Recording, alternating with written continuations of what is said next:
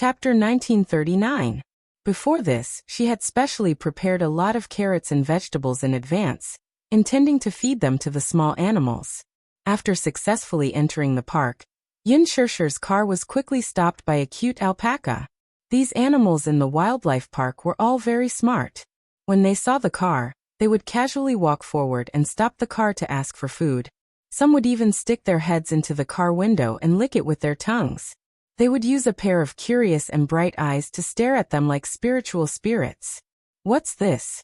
Gong Jie's eyes widened in surprise. He looked very interested in the alpaca that was blocking the car and chewing nonstop.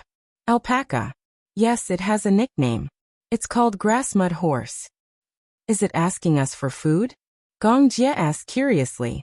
His handsome eyes were slightly smiling as he looked at the alpaca. A pair of lazy eyes stared at the car. Then, with lazy and decadent steps, it slowly walked to the car window. After posing, it calmly stuck its head out of the car window and opened its mouth wide. Gong Jie was amused. So bad, stopping the car to ask for food. How scheming. It's very clever. Yin Shishir laughed again. Give it a carrot. It likes carrots. Gong Jie had just taken out a carrot from the food container. Before he could feed it, the alpaca's eyes lit up and it nimbly took the carrot from his hand. Its rude and unreasonable actions were undoubtedly snatching food. Gong Jie was stunned.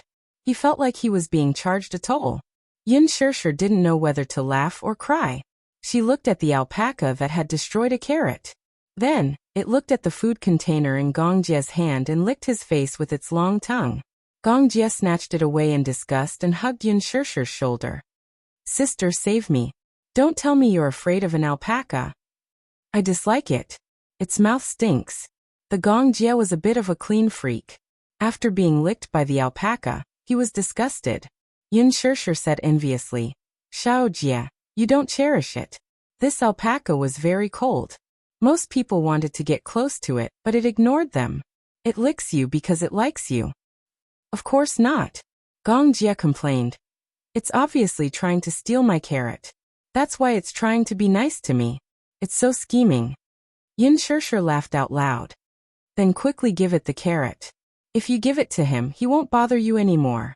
Gong Jie took out a carrot to tease it. He deliberately tempted it, and when it was about to eat it, he moved away. However, the alpaca was very persistent. It didn't know how to be angry.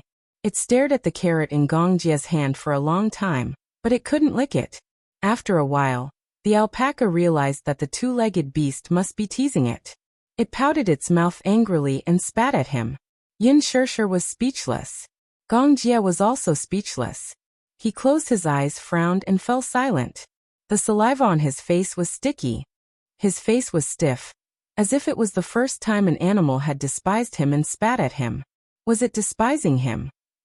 Yin Shishir complained, serves you right. Who asked you to tease it? Gong Jie expressed his innocence. He thought it was cute, so he couldn't help but want to tease it. In the end, the alpaca despised him. The alpaca seemed to have vented its anger and spat at Gong Jie again. Chapter 1940. A stream of saliva splattered on Yin Shishir's face. Yin Shishir was still laughing at him when she was spat on too. She was so aggrieved that she was about to cry. Gong Jie laughed gloatingly. Haha, you were spat on too. Serves you right. Who asked you to laugh at me? Yin Shishir immediately took a wet towel and wiped the saliva off her face. She glared at him. You still have the cheek to laugh? It's all your fault for implicating me. He was obviously spitting on you. You're my sister. We should share blessings and hardships together. Gong Jie winked mischievously and also wiped his face with a wet towel. The siblings looked at each other and smiled knowingly. After giving the carrot to the alpaca, Yin Shishir and Gong Jie went to the sink and washed the saliva off their faces. Luckily, she didn't wear any makeup. Otherwise, without makeup remover, it would be difficult to remove the saliva on her face. After Gong Jie washed his face, he looked at Yin Shishir, who was carefully wiping her face. He suddenly reached out and held her hand tightly. Yin Shishir turned around and looked at Gong Jie, only to see his eyes full of tenderness. It's so good to be able to hold my sister's hand. Gong Jie's smiling eyes were bright and full of doting. Why? You caused me to be spat on. And now you're trying to please me? It's too late. Sister, I was wrong. Don't be angry, okay? Gong Jie pretended to be obedient and tried to please her. Yin Shirshir snorted and turned to leave. Gong Jie stuck behind her, feeling wronged. Just like when they were young, when he made a mistake, he would follow behind her and constantly use flowery words to make her happy. Yin Shirshir continued to walk forward by herself as she pursed her lips and snickered incessantly. After Gong Jie repeatedly begged for mercy, she turned to glare at him coquettishly and suddenly held his hand. All right, I forgive you. But from now on, be good, okay? Okay. Listen to me. Gong Jie smiled and looked at her obediently. Even though he was 189 meters tall, Yin Shirshir's petite and slender body only reached his chest, making her look like a little bird that was dependent on him. However, such a big guy listened to her, and even obediently lowered his head to kiss her on the cheek. I love Big Sis the most. Hey, there are so many people watching. Isn't it embarrassing? Can you be more serious? What? People will only be envious of our good relationship. Gong Jie said as he held her hand tightly. Along the way, he gently held her hand as they quietly toured the garden. Walking on the small path, countless people turned their heads to look at the handsome man and beautiful woman. The man had a slender figure, a handsome face, and a tall and straight posture. The woman's figure was graceful, elegant and refined, quiet and warm. Perhaps it was because Yin Shirshir was wearing a mask and her face couldn't be seen clearly, but when they saw her and Gong Jie standing together, many people mistakenly thought that they were a couple.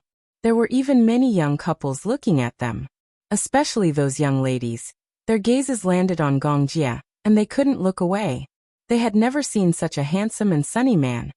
Especially when Gong Jie lowered his head to listen seriously to Yin Shirshir's words. His eyes were focused, serious, and full of love, making many girls envious. They also wanted to have such a considerate and gentle boyfriend. The most important thing was that he was so handsome. Yet such a perfect man was actually taken. Chapter 1941. Yin Shirshir was baffled and felt many hostile gazes on her. She looked around and realized that many people were looking at them curiously. She seemed to have accidentally become the public enemy of the girls. However, it was indeed a little too ostentatious to have someone as dazzling as Xiao Jie by her side. Let's go back to the car? What's wrong? Gong Jie did not notice the admiring gazes behind him, and raised his eyebrows curiously. Tired? Yeah, a little. Let's go to the beast area. Thus, the two of them hurriedly got into the car, and left this troublesome place. Yin Shirshir actually enjoyed spending time with Gong Jie. He was the family member she cared about the most, and one of the few people in the world who doted on her the most. He was different from Muyaja. Muyaja doted on her, but he was very possessive of her. However, Xiao Jie was different. He listened to everything she said, just like when they were young. He would do whatever she said and follow her wishes. She cherished Xiao Jie as a family member. Similarly, she knew that Xiao Jie cherished her as much as his own life. She had seen everything he had done in silence. The day was very short and ended very quickly. When she sent him back to the hotel, Gong Jie was silent and seemed a little lonely. His vacation was very short. It was just 2 days and he had to resume his hectic schedule soon. He only had 1 day of companionship, but he felt unsatisfied. Sister, it would be great if we could hang out together more often like today. Sure. As long as you're not busy. Will brother-in-law be jealous? Yin Shirshir smiled proudly. Will he be jealous of his own brother-in-law? That's true. When they arrived at the hotel, Gong Jie got out of the car, and turned to look at her reluctantly. Sister, I still hope that you can consider going back to the Gong family with me. I haven't mentioned your matter to father, but he has been keeping an eye on my whereabouts. I'm afraid I can't hide it for long. Soon, father will know about you.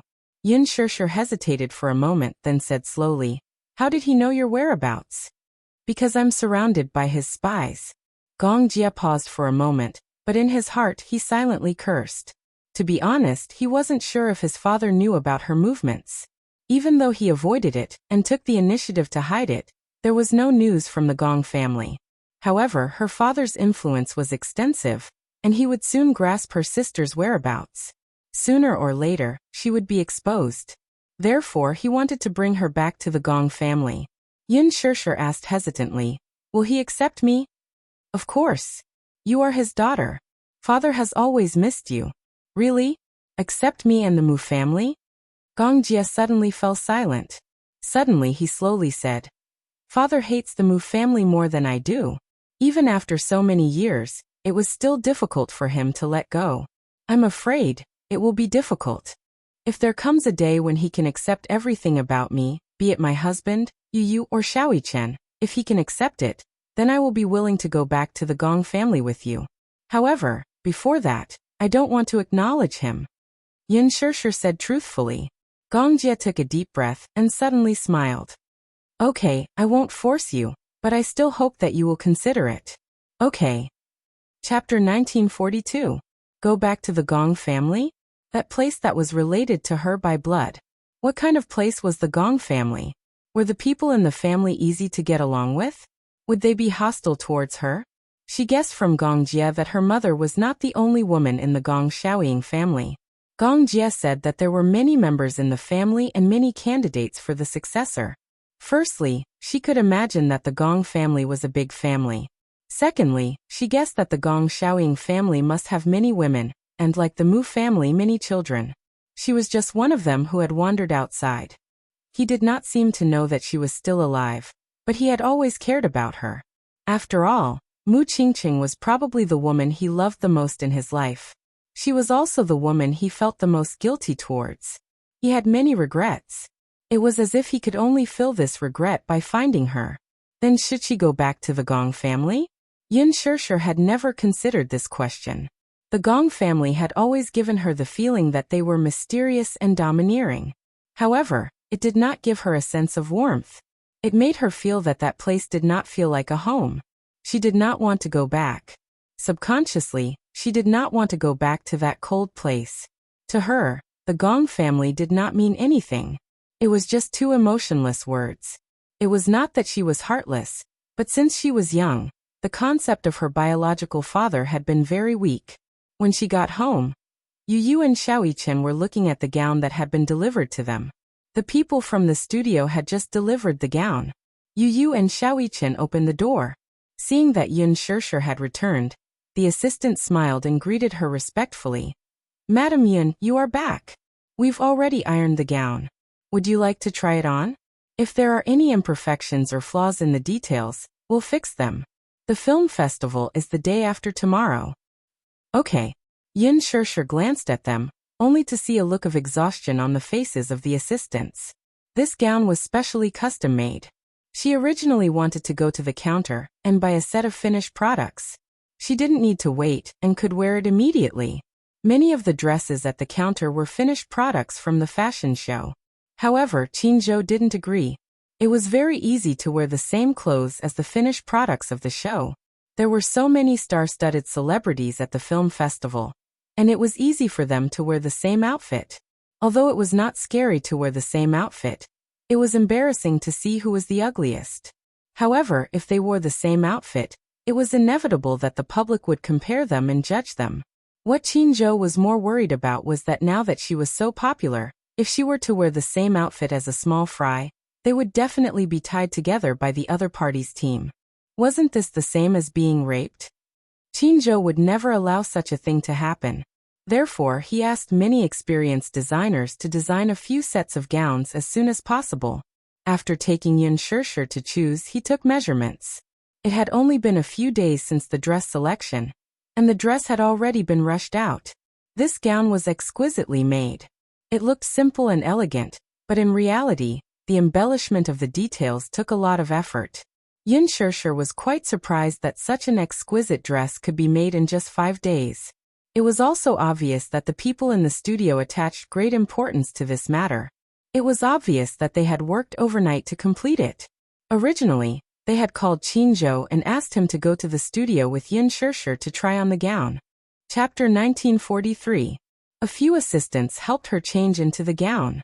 After changing, Yin Shishir stood in front of the full-length mirror and looked at herself in satisfaction. She had to admit that Qingzhou had a unique taste. She had thought that he would custom make a gorgeous gown for her, but in fact he had custom made a simple and beautiful gown for her. The green apple had been nominated for many awards at the film festival. Therefore, she had to match the atmosphere of the movie when she walked the red carpet. In the movie, she had created a pure and elegant image.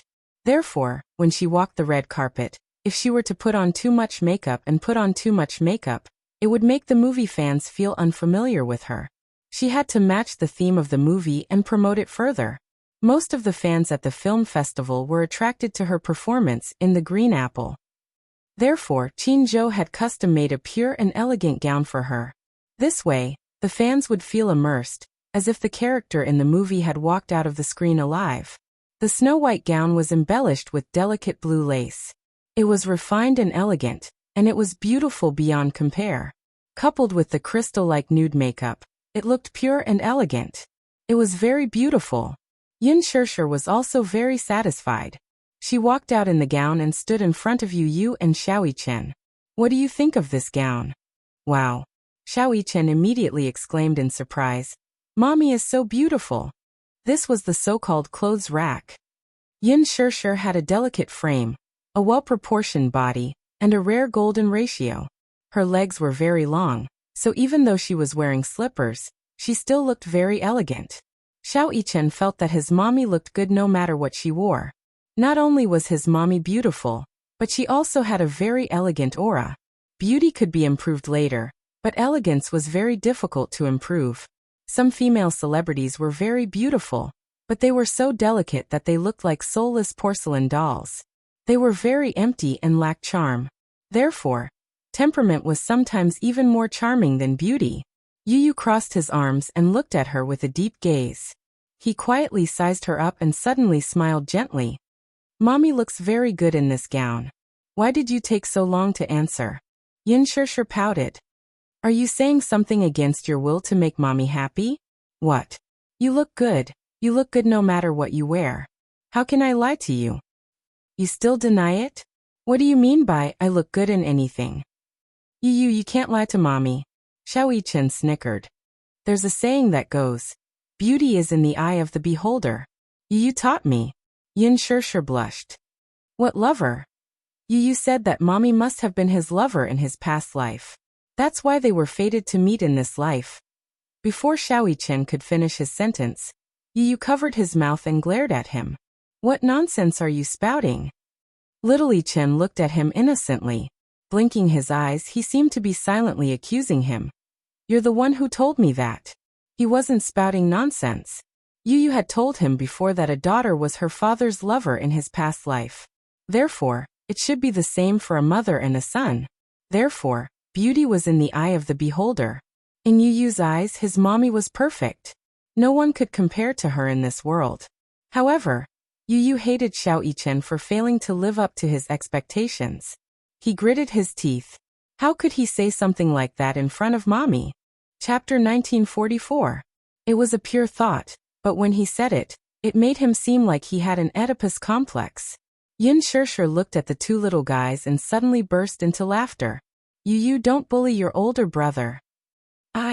Yu looked at her innocently, feeling helpless. Finally, she let go of his hand helplessly. However, her cold gaze seemed to be warning Xiao Yichen not to say anything else. Xiao Yichen made an okay sign. Yin Shirshir changed out of the gown, and the assistants came forward to ask about it. Yin Shirshir was very satisfied with the gown and said, It's already perfect. Thank you for your hard work. You must have put in a lot of effort to rush this gown, right? The assistants looked at each other and heaved a sigh of relief. Madam Yin, it's good that you're satisfied. However, it's only right that we put in a lot of effort. Customers come first. Our goal is to make sure that you're satisfied. After sending off the people from the studio, Yu pestered Yin Shirshir and asked, Mommy, are you going to walk the red carpet with Daddy at the film festival the day after tomorrow? How did you know? Daddy told me. Yu pursed his lips and smiled, but he looked a little lonely. I also want to walk the red carpet with Mommy. Xiao Yichen lowered his little head in loneliness. I'm so envious of Daddy. He can walk the red carpet with beautiful Mommy. I'm so envious. Daddy deliberately told us. Isn't it obvious that he's showing off? Yu Yu hugged his chest indignantly and felt very indignant. He's really grown up. Even a blockhead like Daddy is following the trend and showing off his love. Sigh. Yin Shirshir looked at them in a daze and didn't know whether to laugh or cry. These two little guys looked like they were putting on a show. She squatted down in front of them and pondered for a moment. Suddenly she smiled and said, "One day, I'll let you walk the red carpet with Mommy, okay?" Yu Yu and Xiao Yichen looked up in surprise when they heard this. They looked at her in disbelief and said in unison, "Really?" Xiao Yichen was especially excited. "Can we really walk the red carpet with Mommy?" "Yes, of course. When Mommy becomes the best actress, I'll walk the red carpet with you." Xiao Yichen was elated, and he clapped his hands. "That's great. Mommy, I love you. However, Mommy, you uses Mommy and Mommy, don't make us wait too long. You Mommy, my Mommy, Mommy. Mommy is Mommy, she's Mommy, love Mommy, Mommy's her. Mommy, Mommy's. You Mommy, Momo, why?" Xiao Yichen smiled. "You have a high chance of winning an award. However, this year's competition seems to be very strong. Mommy must work hard and win an award. Thank you for your kind words." Yin Shirshir was in a good mood. She planted a kiss on his forehead. Yu Yu immediately said proudly, "Me too. I want Mommy's kiss too." "Silly boy." Yin Shirshir looked at him lovingly. Then, she leaned over and kissed Yu Yu's tender cheeks. Yu Yu's face smelled like milk. It was as if he had been soaked in milk. She patted his little head and swore to herself that if she had the chance, she would walk the red carpet with the two of them. This was her real dream. That night, Qin Zhou asked her if the gown fit her. Chapter 1945. She had just debuted and was attending the film festival as a newcomer. Qin Zhou emphasized that she should not be too aggressive and walk the red carpet quietly with Muyaja. All that was left was to wait for the awards to be announced. The film festival was a star-studded event with many big shots and A-list actors and actresses, as well as veteran actors and actresses.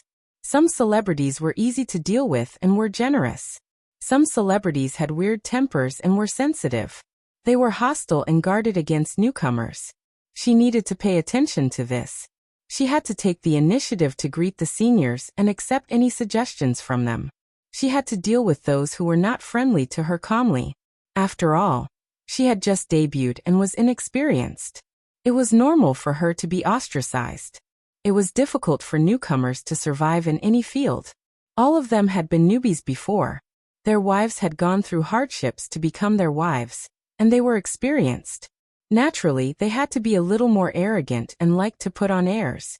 They had to cater to them and avoid unnecessary disputes. Actually, Qin Zhou was worried that Yin Shirshir would be ostracized at the film festival. After all, she was a newcomer but had a strong momentum. She had a box office of billions. Moreover, The Green Apple had broken the box office record. Therefore, many people were hostile to her and speculated about her. However, he heard that Yin Shirshir and Chairman Mu were walking the red carpet together, and that their seats were arranged to be next to each other. With Chairman Mu around, she should not be in too much trouble. After a while, Qin Zhou sent over the draft of the media interview. Some of the key questions were listed, and the answers were written. He asked her to memorize them and improvise. Yin Shirshir was impressed by his thoughtfulness. She could not help but ask, "Are there any interviews on the day of the film festival?" "It's not an interview. It's a routine interview with all the main cast of The Green Apple. It's all very simple questions. You just have to memorize them. I've already contacted the media. There won't be any tricky questions. As long as they're not tricky questions. Don't worry. We've already communicated with the media beforehand.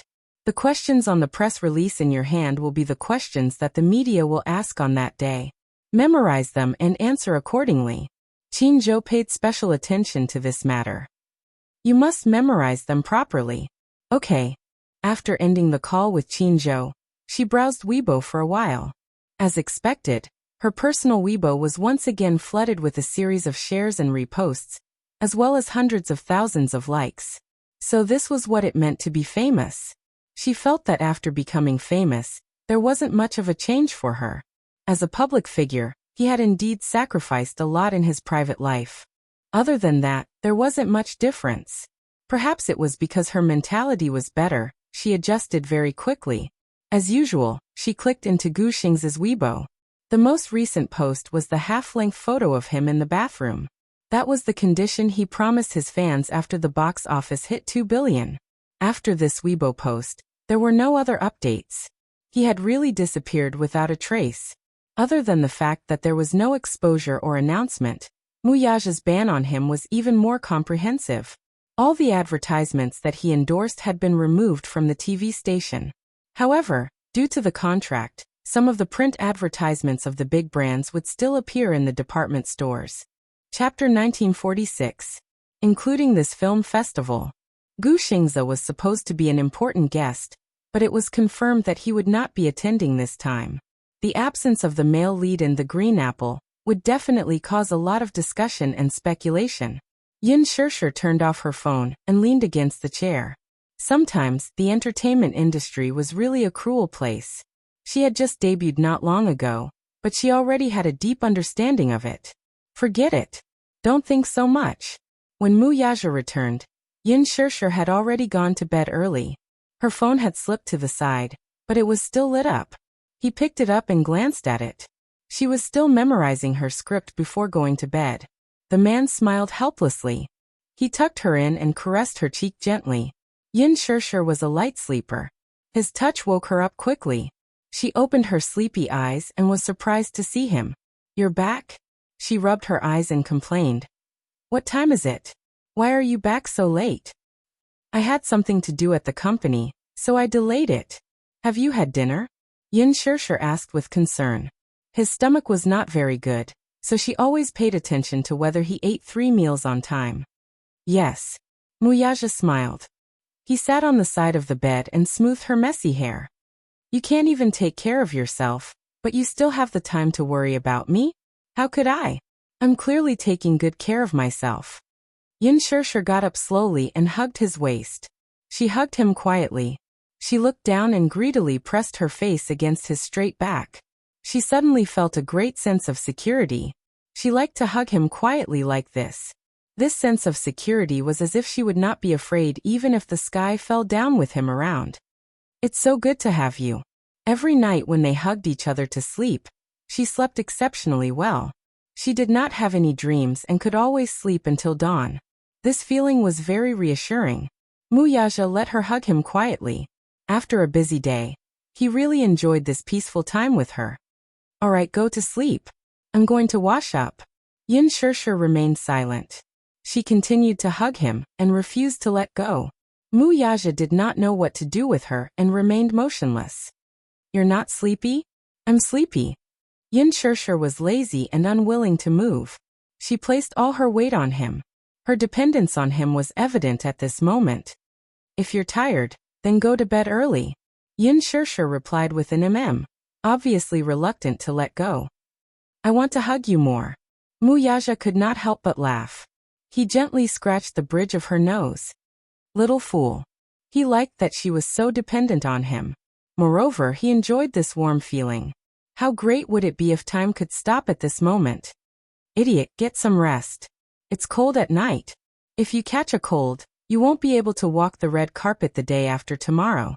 Muyaja coaxed her to lie down. Yin Shirshir nodded gently and lay on the bed like an obedient cat. He covered her with the blanket and kissed her forehead before going to wash up. When he returned to the room after a hot shower, the little fellow on the bed had already fallen asleep. The bedside lamp was still gently lit, reflecting on her beautiful face. Time was peaceful. Muyaja got into bed and hugged her in his arms. He also went to bed early. Song Family. Chapter 1947. She had not left her room for 3 days and 3 nights. Similarly, she was not done yet. Song Yunxi felt depressed. She did not know what was wrong with this little ancestor. She locked herself in her room in a fit of anger and refused to come out. She was throwing a tantrum again. He had just returned from the army when he mentioned this matter to his mother.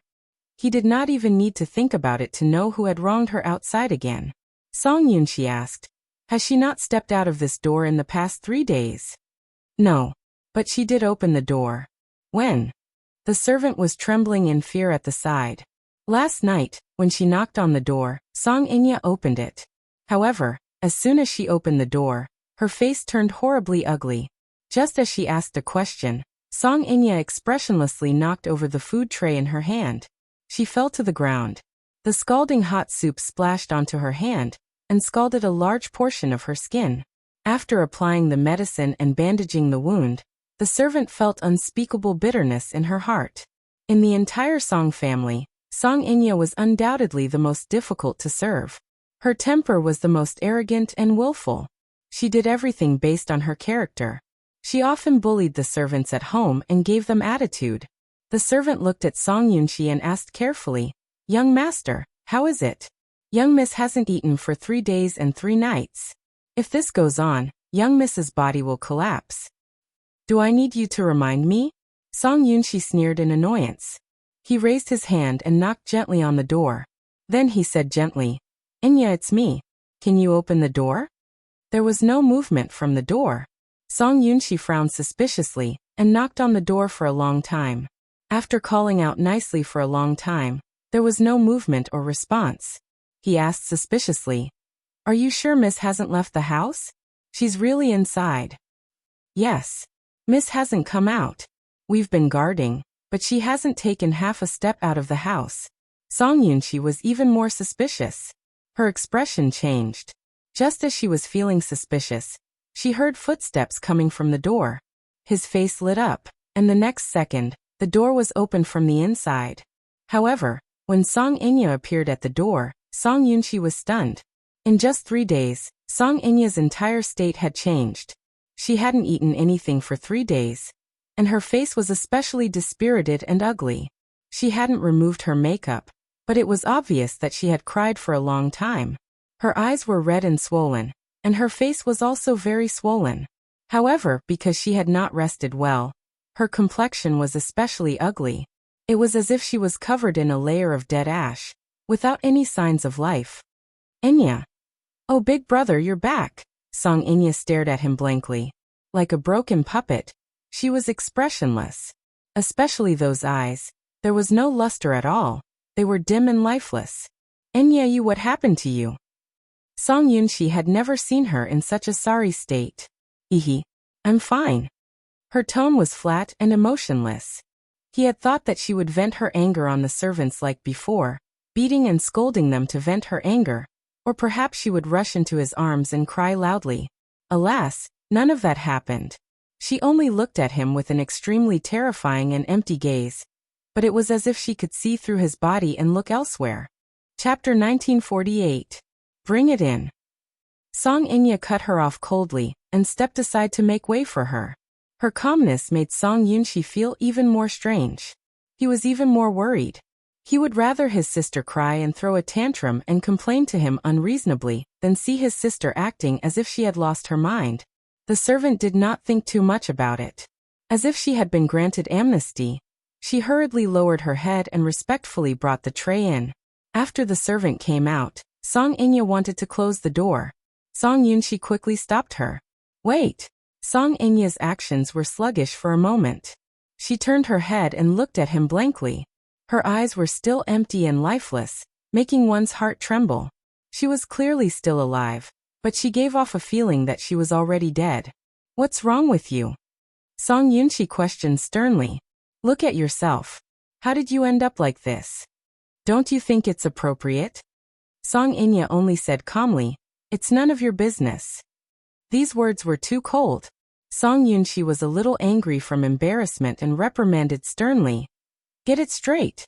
What do you mean by none of my business? I'm your brother. You're my most beloved sister. How can I not care about you?" When Song Inya heard this, there was finally some expression on her face, but it was a hint of cold mockery. "You make it sound so nice. Then tell me, how do you want to control me?" These words undoubtedly stunned Song Yunshi and made her speechless. He did not know how to answer her sharp question. "How can you control me?" Song Inya smiled faintly, a trace of misery appearing on her haggard face. "Brother, in your eyes I must be very laughable, right? In everyone's eyes, I ignored ethics and fell in love with a man who shouldn't and can't love. Isn't that laughable? Song Inya showed great impatience. You don't have to answer because I know what you're thinking. So you don't have to care about me. Just take care of yourself, okay? But Song Yunchi still wanted to try. You don't have to care about me. You can't control me anyway. I'll make my own decisions for my own matters. It's not up to you to decide. As he spoke, he was about to close the door. Song Yunchi said angrily, "How dare you?" Song Inya's back paused. Song Yunchi gritted her teeth in anger. "Inya, you've gone too far. Everyone was worried about you. But why did you end up like this for a man? Without him, would you have died?" Yes. A light word fell into his ears, but it was exceptionally firm. She turned around and smiled sadly, but she was especially resolute. "I will die." Song Yunchi was suddenly speechless. Song Inya smiled faintly and enunciated each word clearly. "I love him more than my life." As soon as she finished speaking, she slammed the door shut and shut him outside. Song Yunchi said angrily, "Fine. Don't worry about me, fine. Then I won't care about you anymore." He turned around and went downstairs. Jiang Qiming walked over and asked worriedly, "How is it? Inya, why do you care about her? She's courting death and said that she doesn't want me to care. What can I say?" Jiang Qiming was extremely worried. With a worried look, she sighed helplessly. This child is too willful. Why is her temper so bad? Chapter 1949. Are you blaming me? Jiang Qiming asked angrily. Why are you saying that too? Are you and Inya trying to make me angry? I wouldn't dare.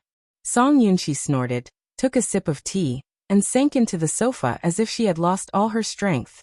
The army is already mentally and physically exhausting, and I still have to coax my two precious sisters when I come back. Mom, don't spoil her too much. Inya has grown up and has her own opinions. Her own opinions?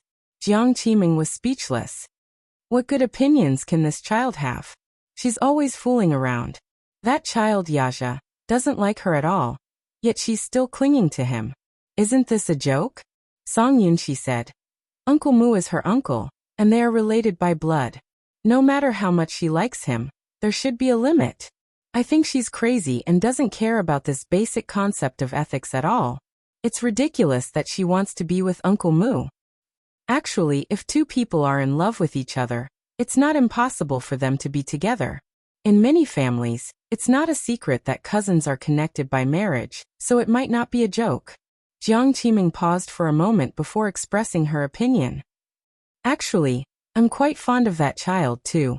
Yaja has extraordinary capabilities and is outstanding. No one in the Mu family can match up to his boldness and responsibility. That's why I don't object. The problem is that Yaja only treats Inya as a sister. Feelings can't be forced. Moreover, he's especially stubborn. Mom, have you lost your mind too? If Dad hears this, he'll definitely scold you.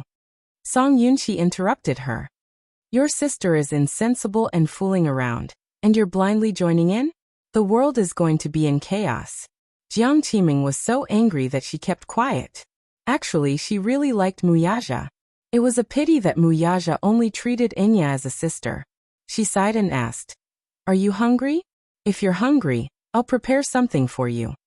Song Yunchi waved her hand. No need. I'm not hungry. I've already eaten. After a pause, he added, Even if I haven't eaten yet, I'm full from being angered by Inya. Jiang Qiming did not know whether to laugh or cry.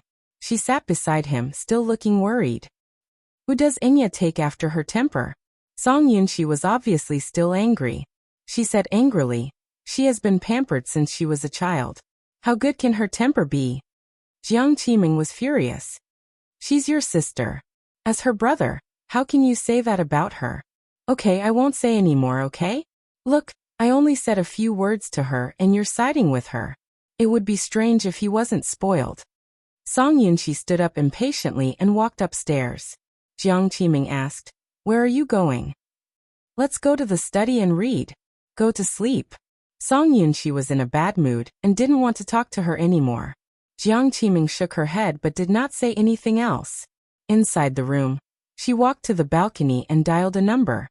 How's the arrangement? Miss, don't worry. Everything has been arranged. The person has been brought out. It's all up to you. Keep an eye on her and don't let her run around. Song Enya smiled sinisterly and said casually, I want her to be useful the day after tomorrow. Understood. Chapter 1950. On the opening day of the Golden Eagle Film Festival, Yun Shirshir woke up in the wee hours of the morning. The Golden Eagle Film Festival would be held in Sea City, the fashion capital. It was only a 3-hour flight from the capital to Sea City. Hence, after Muyaja's morning meeting, he would return to Xiangti Walk to pick her up and fly to Sea City. Yun Shirshir was waiting for him at home. She did not know why though, but she woke up early in the morning. After he left for the office, she lay in bed. She wanted to rest for a while more, but no matter how she tossed and turned, she could not fall asleep.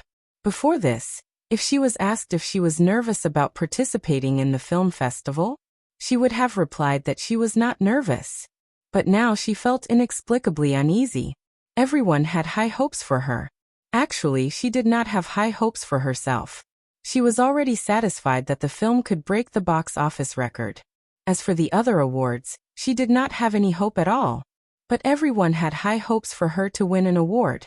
Lin Fengtian was even more certain that at least one Golden Eagle trophy for the Best Newcomer award was already in his hands. Yun Shirshir thought that the awards had already been decided internally, but now that Lin Fengtian had made such a bold declaration, she felt even more uncertain about it. Qin Zhou also predicted that it wouldn't be a problem for her to win a newcomer's trophy. As for the Best Actor award, she probably had no hope. Yun Shirshir was extremely nervous. It would be fine if she won the award. But if she did not, she would become a laughing stock. Qin Zhou laughed at her for thinking too much. Even if she did not win the award, he would not laugh at her. If she won the award, it would be expected of her. If she did not win the award, she could only say that the judges were blind. She had such a good performance, but she did not win the award. There must be something going on.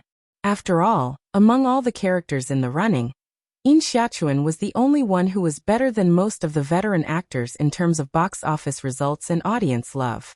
She would definitely win the Best Newcomer award. His irrefutable words made Yun Shirshir burst into laughter. How can it be so exaggerated? If there isn't, doesn't that mean there's something shady going on?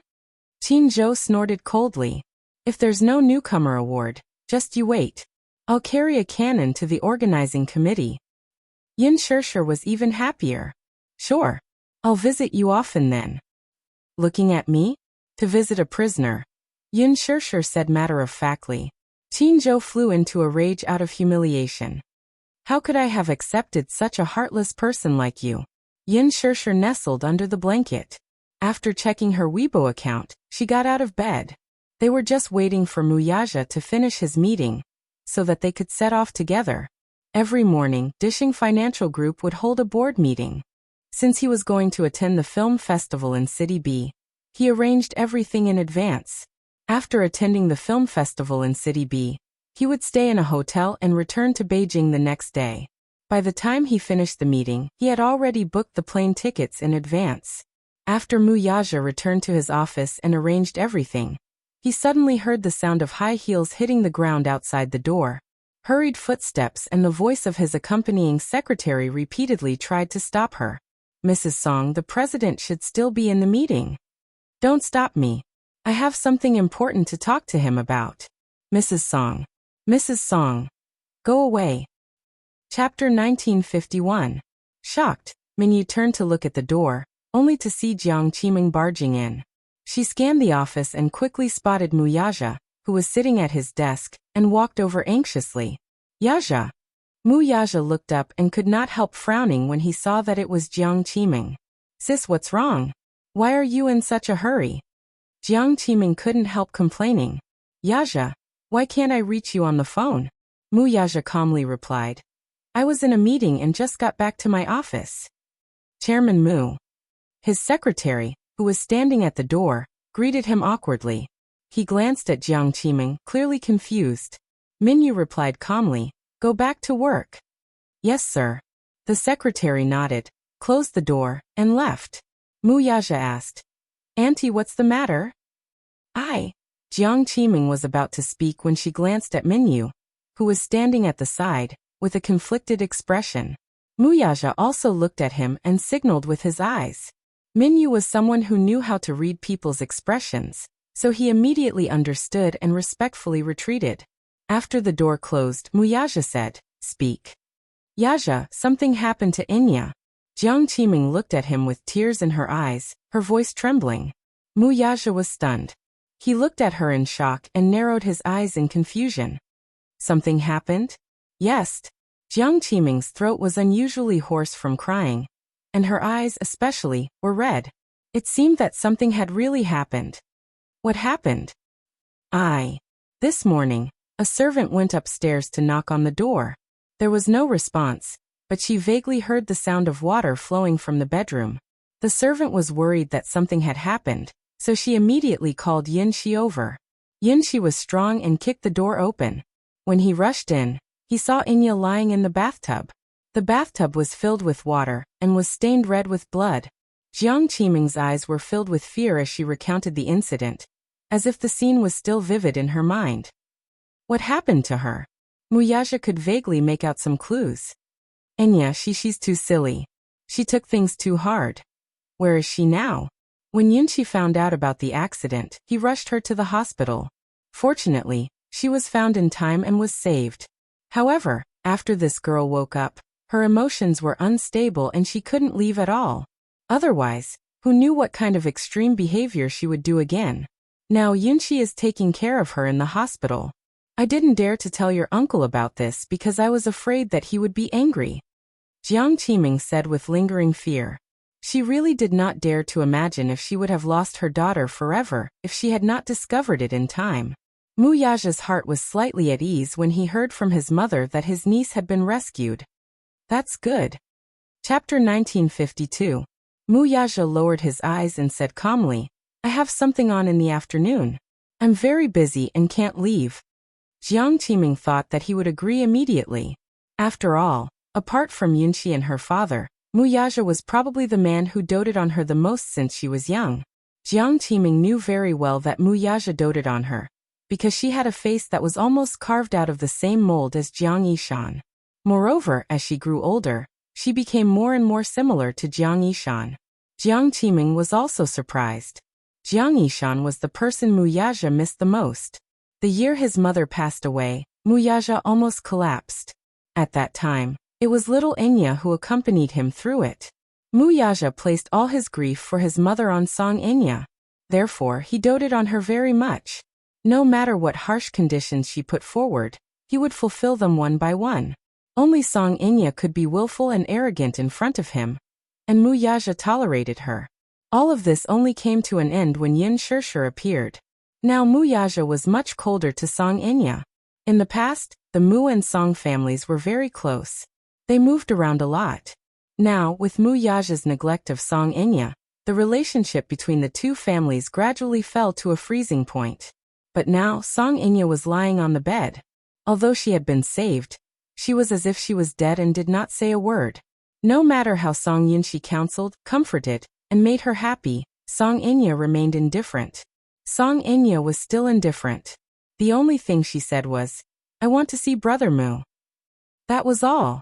Jiang Qiming could not bear to hear this. She left the hospital without Song Yunshi's knowledge and rushed all the way here. She did not care about her elegant demeanor and image. She only hoped that Muyaja would at least visit Enya at the hospital on account of the years of friendship between the two families. Yaja, I'm begging you, okay? You love Enya so much, but I don't know what happened to her. Maybe Enya did something she shouldn't have done. But she's still a child. She doesn't know any better and has made a mistake. Elder sister apologizes to you. Please forgive this child for my sake. Moreover, Enya also knows that she was wrong. She didn't have the face to see you, so she couldn't think straight and tried to kill herself. Just go to the hospital to see her and talk to her. At least, don't make her take things too hard. Auntie really can't lose her. Since she's already been saved, just take good care of her. There's no need for me to go. Muyaja still refused coldly. Jiang Qiming did not expect him to be so cold-hearted. Yaja, how can you say that? What did I say wrong? Muyaja raised his eyes and said matter-of-factly, she has an elder brother, a mother, and a father who dotes on her. Especially you, as her mother, should be the one by her side when something happens to her, not me. Yunxi, too, is your responsibility. It doesn't seem to have anything to do with me. You. How can you say that? Jiang Qiming widened her eyes in shock and was heartbroken. Yaja. How can you be so heartless? Even if Enya didn't do anything wrong, you shouldn't be so cruel, right? She's already in this state. What else do you want her to do? Chapter 1953. She was the one who cut her own wrist and hurt herself. If I remember correctly, she's already an adult. As an adult, shouldn't she be responsible for her own actions? Mu Yaja paused and a look of disgust appeared on his face. I have something on in the afternoon, so I can't visit her. But she only listens to you. Even if we want to counsel her, she won't listen at all. We really don't have a choice and don't know what to do. As the saying goes, the one who tied the bell should untie it. You're the knot in her heart. If you want to untie this knot in her heart, you have to do it yourself, right? Mu Yaja furrowed his brows impatiently and a sharp glint flashed across his eyes. I don't think I have this obligation. Yes, you don't have this obligation. But you don't have to be so heartless. Don't tell me you really don't have any feelings for Enya at all? What happened between the two of you? Aren't you and Enya very close? Why are we like strangers all of a sudden? Jiang Qiming was so anxious that she was at a loss. She looked at Mu Yaja with teary eyes and begged him over and over again. Mu Yaja's gaze gradually turned cold, and it was obvious that he had lost all his patience.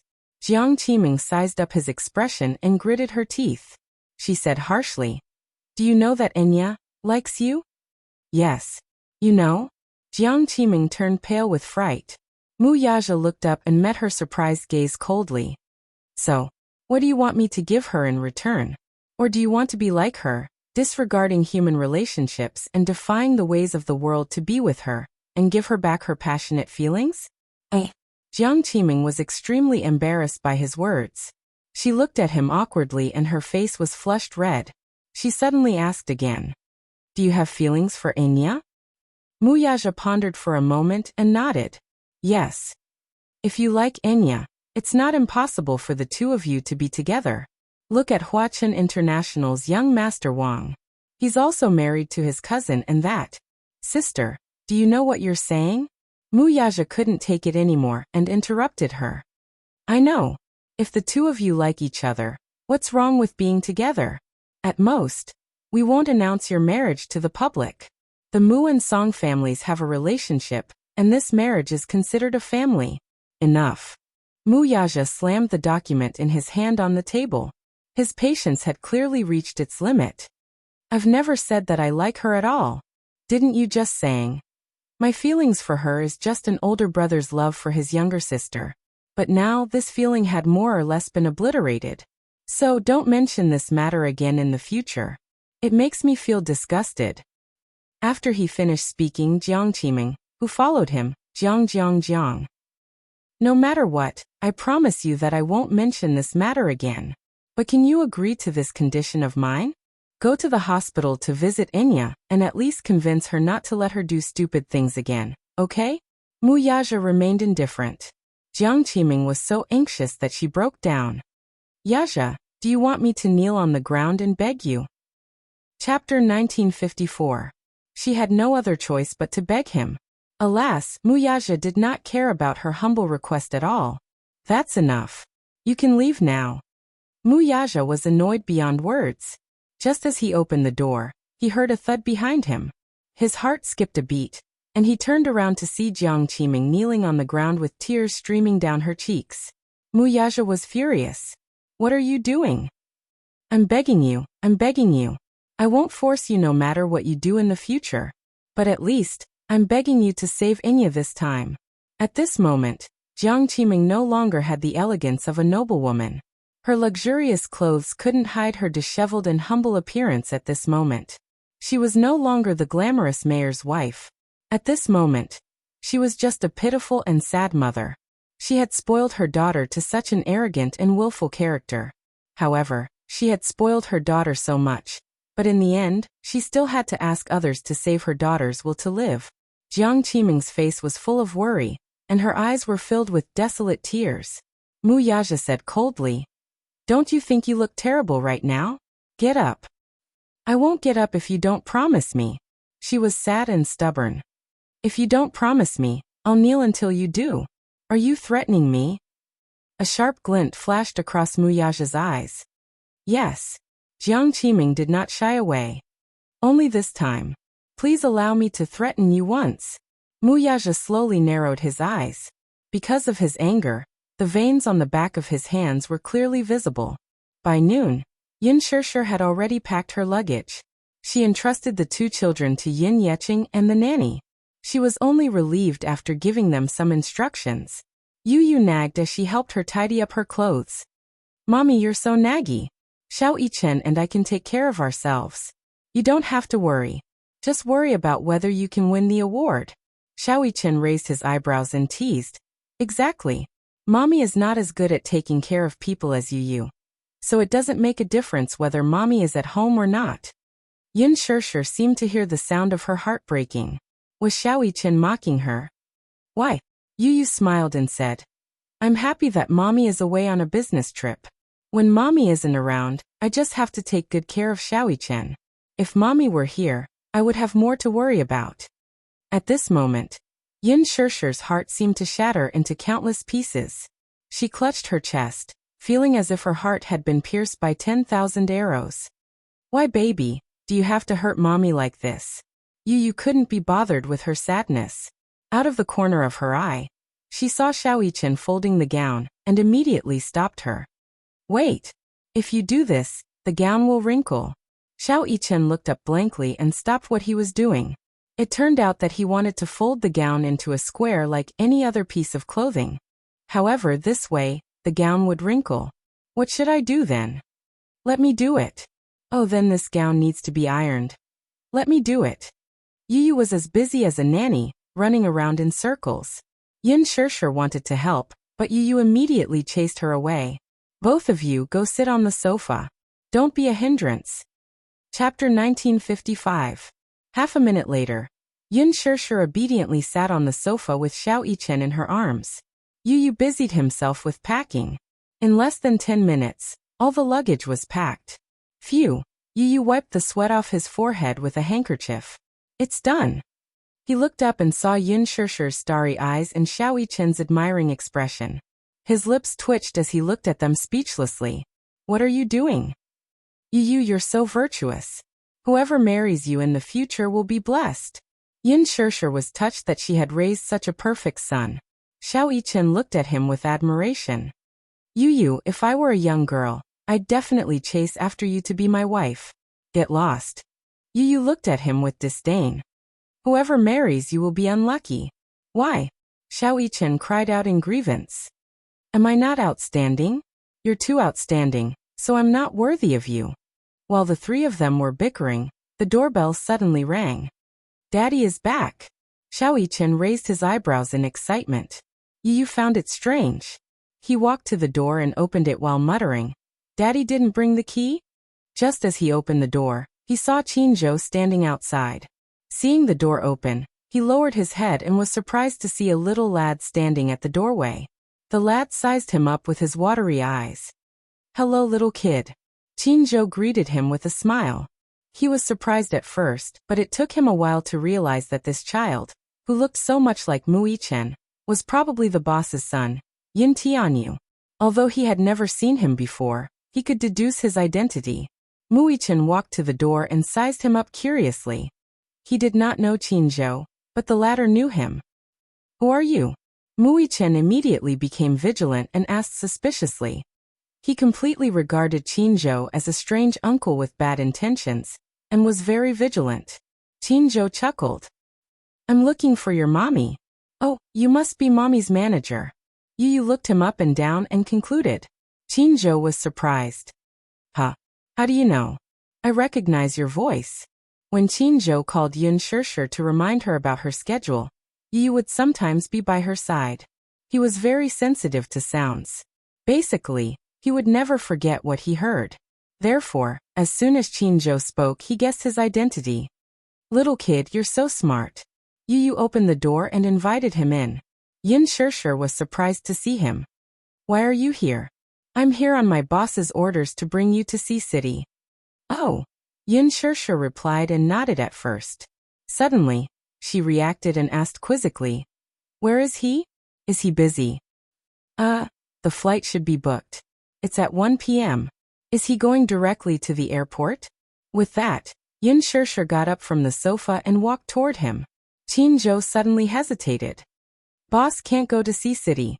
As he spoke, he observed her expression and appeared to be very cautious. Yin Shirshir was stunned. He can't go to Sea City? Why? Maybe he has something to do. I was about to board the plane, but he called and asked me to bring you to Sea City, so I hurried over. Chapter 1956. What kind of reason was that? Back then, she had been worried that Mu Yaja would be too busy to make time, so she had repeatedly asked him about it. However, he had vowed that nothing was more important than walking the red carpet with her. He had said such nice words, but now he was breaking his promise. What was so important about it?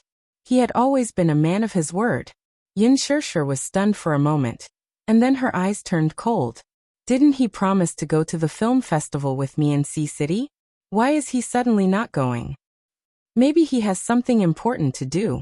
Qin Zhou did not understand the situation, but Dishing Financial Group had a lot of work to do. It was understandable that Mu Yaja could not go at the last minute. Yin Shirshir was still in disbelief and asked, what is he busy with? He didn't say. He didn't say. Yin Shirshir, who had been elated, felt as if a basin of cold water had been poured over her head.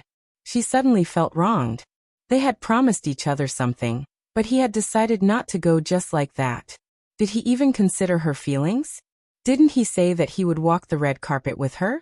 If he was not going, whose arm should she hold to attend the film festival? Qin Zhou seemed to have seen through her concerns and said mildly, I'll walk the red carpet with you at the film festival. Yin Shirshir did not say anything when she heard that. She returned to the sofa in a huff and lowered her head, letting her hair fall to cover her disappointed expression. Yu Yu and Xiao Yichen looked at each other and frowned at the same time. They did not know what had happened. Seeing this, Qin Zhou was a little embarrassed. He said half-jokingly, Why? You don't want me to walk the red carpet with you? Yin Shirshir lowered her head even more. She did not say anything, but it was obvious that Mu Yaja breaking his promise made her very disappointed. Qin Zhou walked over, sat down beside her, and patted her shoulder gently. Although I don't know what's holding you up, Dishing Financial Group has a lot of work to do. It's reasonable that you can't leave. Liar. Yin Shirshir suddenly spat out 2 words expressionlessly. Her tone was desolate, and her voice was hoarse from holding back her tears. Liar. Qin Zhou. You made a promise, but you went back on your words. Liar. Shirshir. If he's not going, I'm not going either. Yin Shirshir said a little angrily, Go ahead. Shirshir, don't be willful. It doesn't matter if the boss doesn't go, but if you don't go and don't go on stage during the award ceremony, people will inevitably say that you're acting like a big shot. Doesn't matter. She didn't care about any awards, nor did she care about the Best Newcomer Award or the Best Actress Award. She was looking forward to being able to witness it with him. But without him, everything seemed to have lost its meaning. Yin Shirshir shrunk her shoulders even more. She wanted to cry, but because Yu Yu and Xiao Yichen were present, she tried her best to hold back her tears. Qin Zhou did not know how to comfort her. He had thought that if the boss did not go, he could at most explain, and she would just laugh it off. He did not expect her to care so much about this matter. Shirshir, don't be sad. You missed the film festival this time, but there's always next time. You just debuted, and this is your first film festival. There will be many more in the future as long as you want. Chapter 1957. Yu Yu's heart ached as he walked over. He slowly squatted down in front of Yin Shirshir, and gently placed his little hand on the back of her hand. Mommy, don't be sad. Daddy must have had something important to attend to, so he had no choice but to stand you up. Mommy has always been generous. You won't be angry because of this, right? Yin Shirshir pursed her lips. It would have been better if Yu hadn't consoled her. Now that he had, she was affected and a few drops of tears rolled down her cheeks. There was a loud smack. The tears fell onto the back of Yu Yu's hand. Yu Yu's gaze fell on the tears that had landed on the back of his hand. His gaze instantly sharpened. God knew that at this moment, he wished he could tear Daddy apart with his bare hands. He had promised Mommy that he would walk the red carpet with her, but he had stood her up. What the hell was going on? He had dropped the ball. He was angry. But even if he was angry, he couldn't complain about Daddy in front of Mommy at this time. As a son, he had to reconcile the relationship between Daddy and Mommy. Hence he smiled and teased Yin Shirshir. Mommy, don't be sad. If you're so sad, you will be heartbroken. When Qinzhou heard this, he was surprised. How could an ordinary 7-year-old child say such words with such high EQ? An ordinary child would definitely be hugging his mother helplessly, and at a loss at this moment. However, this child was full of spirit. He even knew how to comfort an adult. He wasn't simple. It was obvious that he was a very intelligent child. Xiao Yichen also ran over and hugged her tenderly. Mommy, don't be sad. If you don't mind, Xiao Yichen can walk the red carpet with you, okay? Yu Yu pushed him away in disdain. Go away. Even if I have to walk the red carpet with Mommy, it won't be your turn. It won't be your turn either. You're so short. Mommy has to bend down to hold your hand. That won't be elegant. Yin Shirshir was amused by the two children's banter. Her tears turned into laughter, and she couldn't help but say, all right. You two stop fooling around. Yu Yu and Xiao Yichen looked at her. Seeing that she was finally smiling, they felt relieved. Qinzhou also said, the two of them are really sensible. Shirshir, don't be angry. Perhaps the boss really has something urgent to deal with. Don't complain too much. Just come back and ask him clearly. At most, let him kneel on the washboard for a night. Just take it as venting your anger. How would I dare? Yin Shirshir said grumpily. However, Qinzhou laughed and said, if you don't dare, no one in the world would dare to make the boss kneel on a washboard. Yin Shirshir curled her lips into a smile. The clouds in her heart were dispelled, and she finally felt a little better.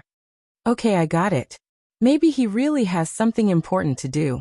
Forget it, I won't force him. She stood up and smiled at Qinzhou. Wait for me. I'll pack up and go to the airport with you. Okay, be good. Go ahead. Yin Shirshir immediately went to her room. After she entered the room, Yu Yu asked him quizzically, you really don't know why Daddy is late for the film festival? Qinzhou was stunned for a moment. He shook his head blankly. You're not allowed to hide anything from me. No, little master. I really don't know what the boss is doing. He didn't tell me. To Mu Yaja, he was just a small fry. How could he pry into the boss's affairs? Qinzhou broke out in a cold sweat. This child was unusually sharp. He even knew how to interrogate people. Yu Yu nodded and dispelled his doubts. He said to him, Daddy won't be around for the next 2 days. Please take care of Mommy. Chapter 1958. After Yin Shirshir finished packing, she walked out. Yu Yu and Xiao Yichen walked her to the door. Qinzhou ordered someone to open the trunk, and Xiao Yichen rushed to stuff Yin Shirshir's luggage into the trunk. Qinzhou was dumbfounded. He stood rooted to the ground and sighed. Is this really a 7-year-old child? He's as strong as a bull. Ha ha. Yu Yu laughed out loud. Mu Yichen is a little black bull. Mu Yichen was speechless. What do you mean by black bull? I'm not a black bull. I'm clearly very fair. Who's talking about your skin color? I'm talking about your strength. It's like a little black bull. Yu Yu ridiculed. Mu Yichen glared at him helplessly. He felt like he was going to be covered in bruises. A little black bull was so ugly. Why did he compare him to a little black bull? Mu Yichen felt very hurt. Qinzhou couldn't help but laugh out loud. These two children were really too interesting, especially Yu Yu the little devil. Yin Shirshir said helplessly, Yu Yu, you always bully Xiao Yichen because you're smart. Don't think that you can bully brother just because you have a glib tongue. Mu Yichen felt even more hurt. He clutched his chest and looked helplessly at Yin Shirshir. Was Mommy insinuating that she was stupid? She felt like her heart was being stabbed again. Xiao Yichen clutched his chest and looked pitifully at Yin Shirshir. It would have been better if she hadn't said anything. The moment she did, he felt like his heart was being stabbed again. Yin Shirshir also realized that she had unintentionally said something very cruel. She hurriedly apologized. Xiaoyi-chen, I'm sorry. Mommy didn't mean it that way. I just wanted you to not bully you. Mommy is bullying me. Xiaoyi-chen, ignore Mommy. Mui-chen stood at the side with tears in his eyes. He tugged at his sleeves and looked like he was about to cry but had no tears. Yin Shishir's heart softened when she saw him. She hurried over and hugged Mui-chen in her arms. Mommy was wrong. Xiaoyi-chen, don't be angry. Otherwise, Mommy won't feel at ease before boarding the plane. Mommy can only forgive Mommy if I kiss her. Mui-chen pouted. Yu gritted her teeth. This guy learns very quickly. She had mastered the skill of acting coquettishly that he was so proud of. This was a trick that he was used to, and it worked on his mother every time. Yet he had secretly learned it.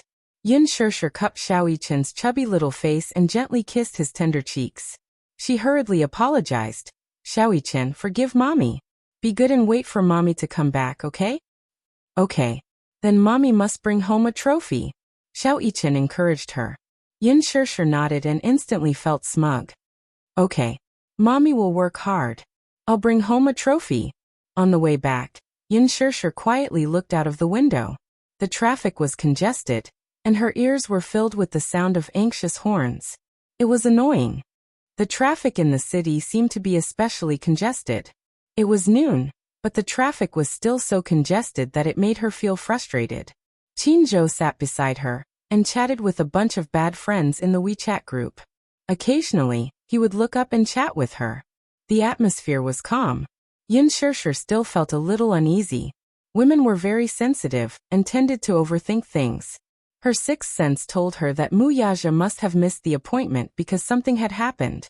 Most importantly, if something had happened, he should have at least informed her. Chapter 1959. However, he did not. Yin Shishir could not help but let her imagination run wild. The more she thought about it, the more uneasy she felt. She decided to give Mu Yaja a call when they arrived at the airport, and before boarding the plane to ask about the situation. At the hospital, Jiang Qiming led Mu Yaja into the ward. As soon as they pushed the door open, they saw Song Yunxi silently guarding by the bed. The beeping sound of the medical machine was endless. Song Inya was lying quietly on the bed with a respirator on. Her eyes were closed as if she was still unconscious. 2 blood bags hung by the bed, continuously transfusing blood into her body.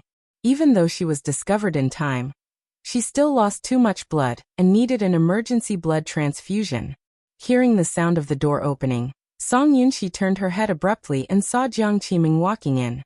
Behind her, Mu Yaja slowly stepped through the door. The moment his tall figure appeared in the ward, it suddenly felt that the huge ward had become narrow. He stood there expressionlessly. The cold and domineering aura around him instantly froze the air in the ward. Mu Yaja's gaze fell on the person lying quietly on the bed, and his face suddenly darkened. He thought that Song Inya was up to something again. He did not expect that something would really happen. Uncle. Mu. Song Yunxi was stunned for a moment. She looked at the person who had suddenly appeared, and felt a little uneasy. What he did not know was that, while she was out, she had actually gone to Disheng Financial Group to invite Mu Yaja over. Mom Yu. Jiang Qiming and Song Yunxi looked at each other, and pursed their lips. Yaja is worried about Inya, so he came over to see her. Oh. Song Yunxi immediately stood up, and left the seat beside the bed for him. Mu Yaja waved his hand coldly, and stood by the bed with no intention of sitting down. He glanced at Song Inya, and saw that her complexion was very poor. Her skin was pale, obviously a symptom of excessive blood loss. He then looked at her cracked and dry lips and frowned. How is he? Song Yunxi replied. He has just been rescued, but his condition is not very good. He is receiving a blood transfusion now. After the blood transfusion, we will see how he is. When did this happen? Mu Yaja raised his eyebrows and asked. It happened this morning. Song Yunxi paused and added. When the maid knocked on the door this morning, there was no response. She only heard the loud sound of water flowing from the room. She was worried and called me. I kicked the door open and saw Inya lying in the bathtub with her clothes on. The water in the bathtub was dyed red with blood. Mu Yaja glanced at his niece's wrist. At this moment, her injured wrist was already wrapped in gauze. However, the wound was too deep. Song Inya steeled her heart and made a deep cut. Although the wound had been bandaged, blood still seeped out, and it was extremely glaring. He had already been rescued. However, the scar on his wrist would leave a deep mark no matter what. Song Yunchi felt sorry for her, and hated her for being so disappointing. Why did she have to take her life so lightly? Jiang Qiming walked over and pulled Song Yunchi's hand. She said slowly, "Yunchi, I have something to ask you. Come with me outside the door. I still want to watch over my sister. I'm afraid that she will cry and throw a tantrum when she wakes up." Song Yunchi was worried. Chapter 1960.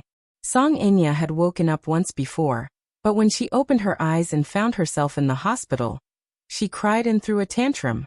She even almost pulled out the drip. Song Yunchi was strong and managed to control her. After a few coaxing words, she calmed down and fell asleep again. Her tantrum had really scared him out of his wits. Jiang Qiming rebuked. "With Yaja here, even if Inya wakes up, he can take good care of her. Be good." With that, Jiang Qiming walked over. Song Yunchi immediately understood what she meant and walked over, closing the door behind her. Mu Yaja frowned slightly. He and Song Inya were the only ones left in the ward. Initially, his intention was to come over and take a look. If she was fine, he wanted to leave. However, now that Jiang Qiming and Song Yunchi had left, he could not leave. Mu Yaja felt annoyed and slowly sat down by the bed. His gaze fell on Song Inya's extremely pale face and his eyes darkened slightly. He seemed to have seen Jiang Yishan lying on the hospital bed, on the verge of death. At this moment, Song Inya's haggard face was too similar to Jiang Yishan's, so much so that he could not help but feel pity for her. However, he was only in a trance for a moment before he immediately woke up. The person in front of him was Song Inya, not his mother. His mother had passed away. At this thought, Mu Yaja closed his eyes in exhaustion. His mother's death was his most painful nightmare. Back then, if not for Inya accompanying him all the time, he would not have been able to get through it. He had placed all his longing for his mother on her. However, although this girl was arrogant and willful when she was a young girl, she was also an innocent young lady. How did she become like this now? This made him extremely disgusted. What did she mean by this? Cutting her wrists? Suicide? Was she planning to use a method that was close to self-harm to punish him for being heartless and provoke him? Or was she delusional enough to use this method to gain his sympathy? Did she think that this would make him feel guilty? Amid Mu Yaja's complicated thoughts, Song Inya slowly opened her eyes and woke up. What entered his sight was a snow-white ceiling. The unique smell of disinfectant in the hospital was pungent. Out of the corner of her eye, she suddenly caught a glimpse of a figure. She abruptly turned her head and looked at the man sitting quietly by the bed, without saying a word. A gratified smile suddenly appeared on her face. "Brother Mu, you're here?" "Yes." Mu Yaja said indifferently. "You're still weak. Don't talk too much." He didn't want to hear her voice either. Song Inya smiled bleakly and pursed her lips. Just as she was about to speak, Mu Yaja frowned and asked coldly, "What's your intention for inviting me here?" "What do you mean? Inya, is this also one of your methods?" Mu Yaja kicked her coldly and said almost cruelly, "Using such a self-harming method to gain my sympathy and pity, is this your ambition?" "I'm not." She looked panicked and shook her head hurriedly. "No." Mu Yaja suddenly raised his voice. "Then who are you putting on a show for?" His voice was not loud, but every word that fell into her ears was as cruel as a knife. Chapter 1961. "So, are you here to denounce me?" Song Inya felt a sharp pain in her heart. Biting her lips tightly, she looked miserable. "I didn't put on a show for you. Don't say that. You didn't have to come. I didn't ask you to, right?" Mu Yaja sneered. "It's good that you didn't put on a show. Otherwise, I'd think that you're cheap." "Cheap." Song Inya smiled sadly as she felt her heart turn cold all of a sudden. Every word he said was 10,000 times crueler than the physical pain she was going through. Even when she was on the brink of death, she had never shed a tear in despair. However, at this moment, his heartless words made her bite her lower lip. 2 streams of tears rolled down her cheeks and slid into her mouth. "Brother Mu, how can you be so cruel to me?" What did I do wrong for you to hurt me with such cruel words? Hurt her? Did he hurt her? She was clearly the one who belittled and hurt him. He had just taken a look at her wound and carefully examined it. Although the wound was deep, it was not the most fatal part. At least, she had left some leeway. Even if she lost blood for a long time, it was not fatal. If she had cut her aorta, she would have lost her life in less than an hour. Since she had deliberately left some leeway, there was no need to think about what her motive was. When he entered the ward, at first glance, he thought that she had really taken it too hard. However, when he calmed down and thought about it carefully, he felt even more disappointed. She actually used such methods to put on a show for him. Was she trying to take pity on him? Born in a wealthy family, he had seen many fights for favor and all kinds of underhanded methods. Just the few mistresses in the Mu family were already used to her tricks. Did she think that he could not tell? Unreasonable pestering. He sneered coldly and spat out these 4 words. Unreasonable pestering. Song Inya widened her eyes in shock. She could no longer hold back the tears in her eyes. They rolled down her cheeks and dripped onto the white bedsheets. She clutched the bedsheets tightly. She was full of grievances, but did not know how to vent them. Yes, she was deliberately torturing herself, using self-mutilation, hoping to attract his attention even if it was just a glance. Yes, she was pestering him endlessly, trying to win his heart. But why did he say that she was such a shameless person? Was it wrong to love someone? You didn't treat me like this before. Why? Why did you treat me so cruelly? It's not fair. Song Inya broke down and wept bitterly. It was unfair. What right did Yun Shirshir have to have everything he had? But even if she didn't ask for any status and only wanted to receive 1/3 of the love he gave Yun Shirshir, such a small ambition couldn't be satisfied. Enough. Mu Yaja coldly tugged at the corner of his lips, showing his impatience. Enya, I'm warning you for the last time. I'm very busy and don't have the time to play house with you. With that, he stood up and prepared to leave. Song Inya was so flustered that she hurled a cup at him. Crash! A sound was heard. The cup flew over his shoulder, hit the door, and fell to the ground, shattering into pieces. Just like her broken heart at this moment. Chapter 1962. Muyaja's back stiffened for a moment.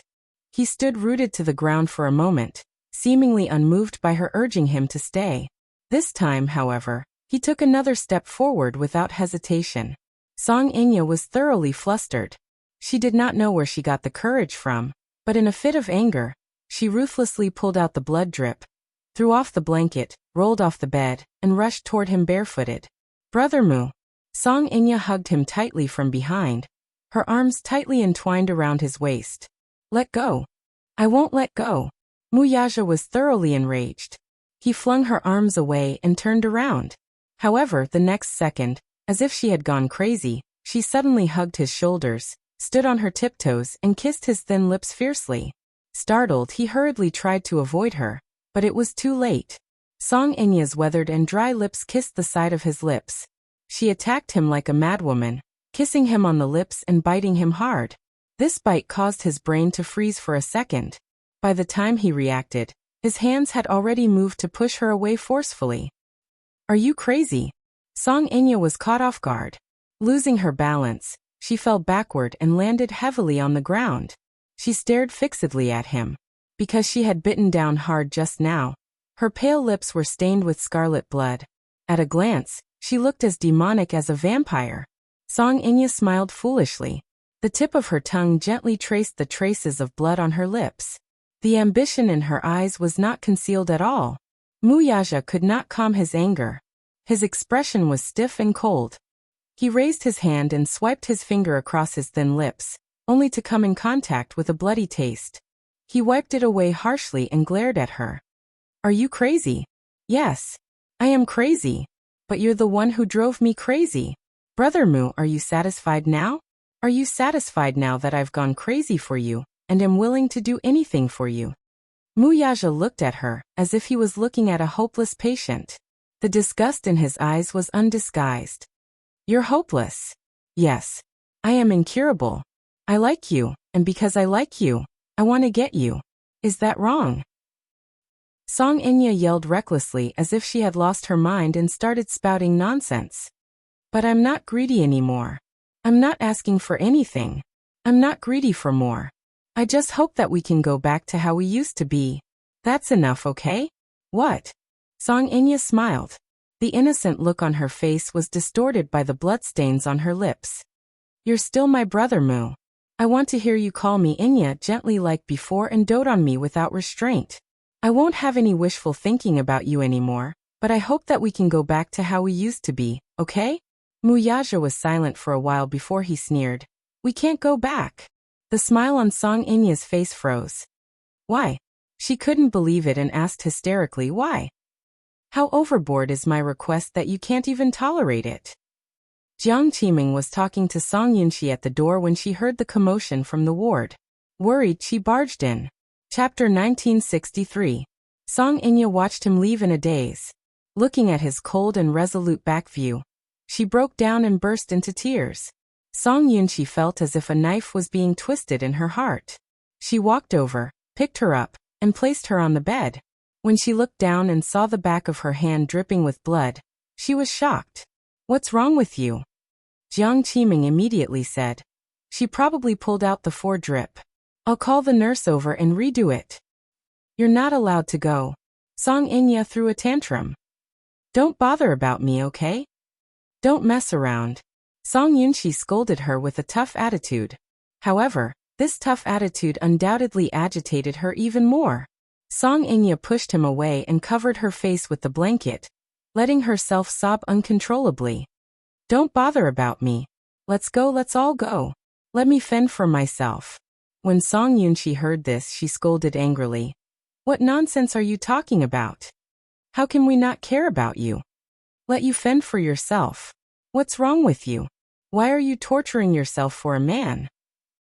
Jiang Qiming's heart ached. She went forward and tugged at Song Yunxi's sleeve, telling her to stop talking. Song Yunxi flung her hand away. Mom, why are you still protecting her at this point? Your sister is already very upset. Don't agitate her anymore. Jiang Qiming's heart ached. Agitate? I just want to scold her. It's best if I scold her until she wakes up. Look at her now, what has she become? She committed suicide by slitting her wrists. If word gets out, won't she become a laughingstock? She's the mayor's daughter, yet she's willing to disregard ethics and morals for a man. I feel embarrassed for her. Song Inya suddenly raised her head and confronted him. Song Yunxi, have you had enough? Do I need you to care about me? If you think I'm embarrassing, then don't care about me. You. Song Yunxi pointed at her angrily. However, how could Song Inya be willing to lower her head? She raised her head high and glared at him. Song Yunxi was so angry that she swung her hand and walked to the side. Her anger could not be appeased. How many times have I told you that it's impossible between you and Uncle Moo? It's not like I haven't tried to persuade you to give up. But now that things have turned out this way, the friendship between the Moo and Song families is probably going to be severed. As Song Yunxi spoke, she turned around and glared at her. Inya, you're not young anymore. You're not a 7 or 8-year-old child anymore. You shouldn't be so willful. I don't care. Even if I can't have him, I won't let anyone touch him. At worst, I won't be able to get anything. Song Inya said willfully. Song Yunxi was so angry that she choked and had nothing to say. If not for Jiang Qiming's protection, he would have slapped her long ago. This disappointing sister of his. How could she pester him endlessly? No wonder Uncle Moo left so angrily. If it were any other man, they would think that such a woman was unreasonable. Jiang Qiming stood at the side, feeling helpless. Seeing her daughter, whom she doted on, in such a sorry state, she felt heartache and hated her for being so disappointing. At least her husband did not know about this. Otherwise, Song Inya would definitely be grounded. Song Yunxi shook her head, clearly disappointed in her sister. Back then, it was the whole family who doted on you and spoiled you that caused you to have such a temper. It's too late for me to regret it now. When Song Inya was young, she was born after Song Yunxi. At that time, Song Yunxi did not exist. Chapter 1964. Every time the Song family produced a daughter, they would treat her like a pearl. Other than the stars and moon in the sky, she would get whatever she wanted. This also made her want to fight for something if she could not get it. Even if she was badly hurt, she would not give up. There was once when Song Inchi wanted a doll of hers. She was unwilling and would rather break it than give it to her sister. This was Song Inya's nature. Song Inya sat on the bed and hugged the blanket as she cried. Jiang Qiming stood at the side and sighed. Song Yunshi was so annoyed that his head swelled to twice its size. Mom, don't bother about her. If she wants to die, let her be. If she really has the ability, I'd like to see what she can do. As soon as Song Yunshi finished speaking, Jiang Qiming glared at him. Shut up. Don't you think the situation is chaotic enough? Song Yunshi narrowed his eyes with a manic expression. He paced back and forth on the spot and suddenly sneered. If you want to protect her, then continue to do so. Let's see how long you can protect her. We still have to clean up the mess for her now. When she gets out of hand, I'll see who will clean up the mess for her. With that, Song Yunshi slammed the door and left without looking back. Song Inya was so angry that she gripped the blanket even tighter. She gritted her teeth as tears streamed down her face. Jiang Qiming sighed as her eyes reddened. She walked forward and sat by the bed. She wanted to say something, but she was afraid that she would agitate her again. Thus, she decided to wait until her emotions had calmed down a little before having a good talk with her. And yet don't be angry. Brother said those words in anger. Don't take it to heart. Song Inya wrapped herself in the blanket angrily and sobbed silently. At the airport, Qin Zhou walked over after checking in his luggage. Yin Shishir sat on the bench. She had already made a few calls, but Mu Yaja's phone still did not get through. She frowned in disappointment with a solemn expression. Qin Zhou handed her a bottle of water, but Yin Shishir shook her head. I'm not thirsty. Qin Zhou raised his eyebrows. You seem to have a lot on your mind. What are you thinking about? No. A bell suddenly rang. Yin Shishir was stunned. Then, a hint of joy appeared in her eyes. She picked up the phone and answered the call without looking at it. Hello. Haha. Yin Shishir, you lost. Song Inya's bone-chilling voice came from the other end. Yin Shishir's face froze. Song Inya? Yin Shishir smiled and said coldly, I lost? What do you mean? Do you know where Brother Mu is? Song Inya's bewitching voice drifted into her ears. Yin Shishir's face turned pale, and she fell silent. Didn't you say that Brother Mu dotes on you a lot? Didn't you tell me that you were more important than me in Brother Mu's heart? But what is the truth? No matter how important you are, you're not as important as me. Brother Mu is with me. Yin Shishir frowned and looked at Qin Zhou abruptly. The latter looked confused. What's wrong? Who called? Song Inya's voice sounded again. I told you that you're full of yourself, but you didn't believe me. In fact, Brother Mu would rather be by my side than accompany you to the film festival. Reality has proven that I'm much more important than you. Shut up. Chapter 1965. Trying to drive a wedge between us? Song Inya's smug laughter could be heard from the other end of the line. The more she laughed, the less confident Yin Shishir became. D***. She clearly trusted him, but why was her confidence getting weaker and weaker in the face of such laughter? Yin Shishir bit her red lips tightly, trying her best to suppress the rising chill in her heart. Are you done laughing?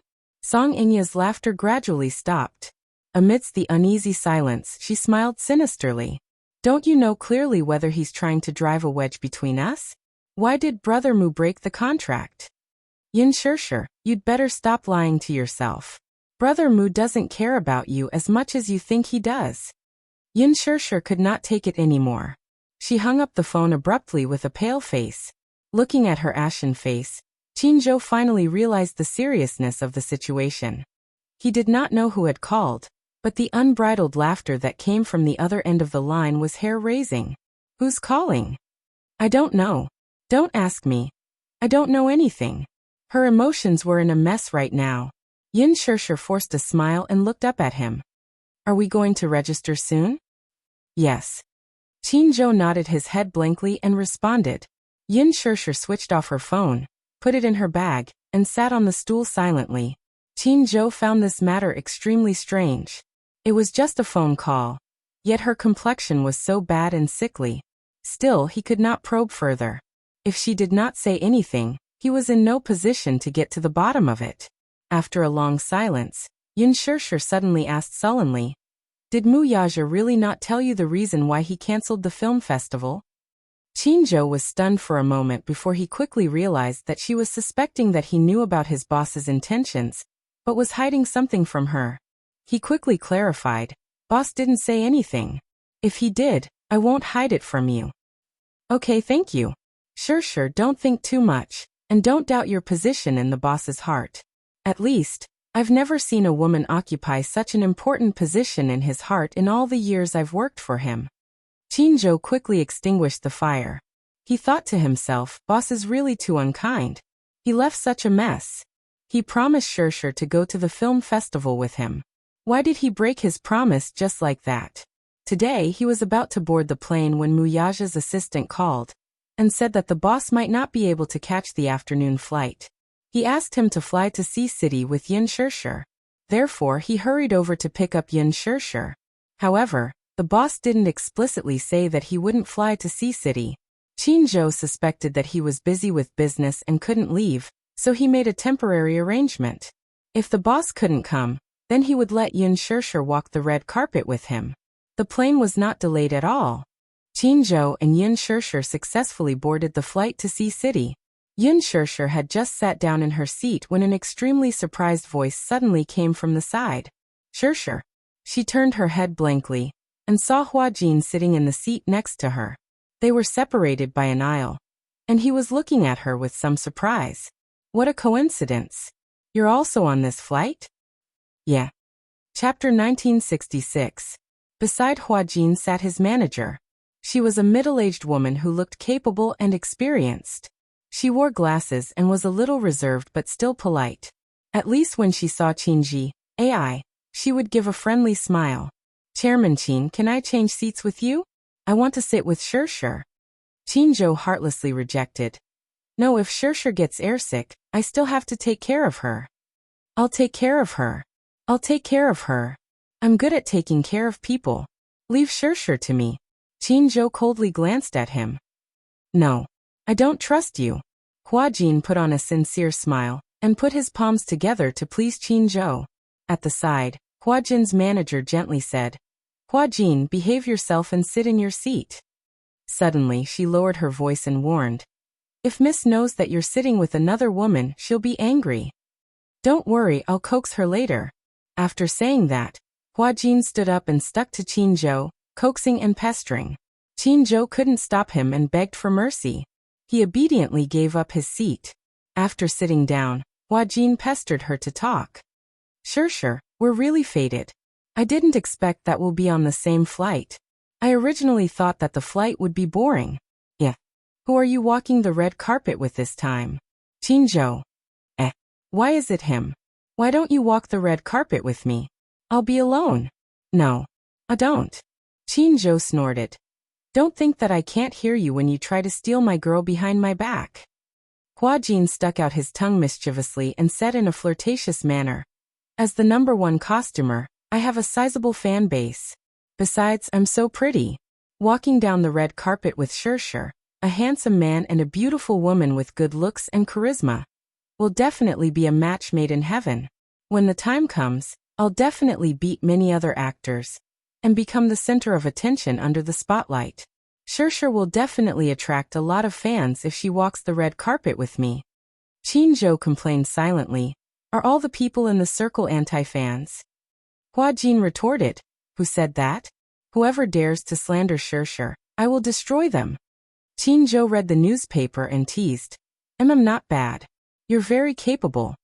Huajin said impatiently, "Well, anyway, it's better for Shirshir to walk the red carpet with me than to hold on to a middle-aged uncle like you.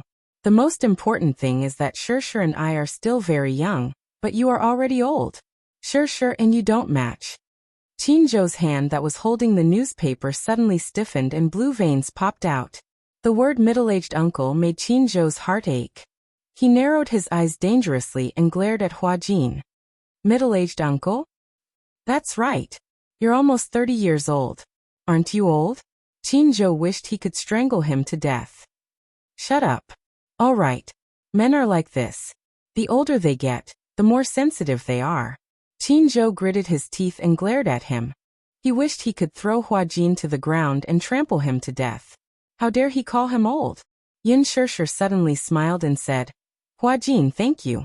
But I think I'd better walk the red carpet with that old man. Why?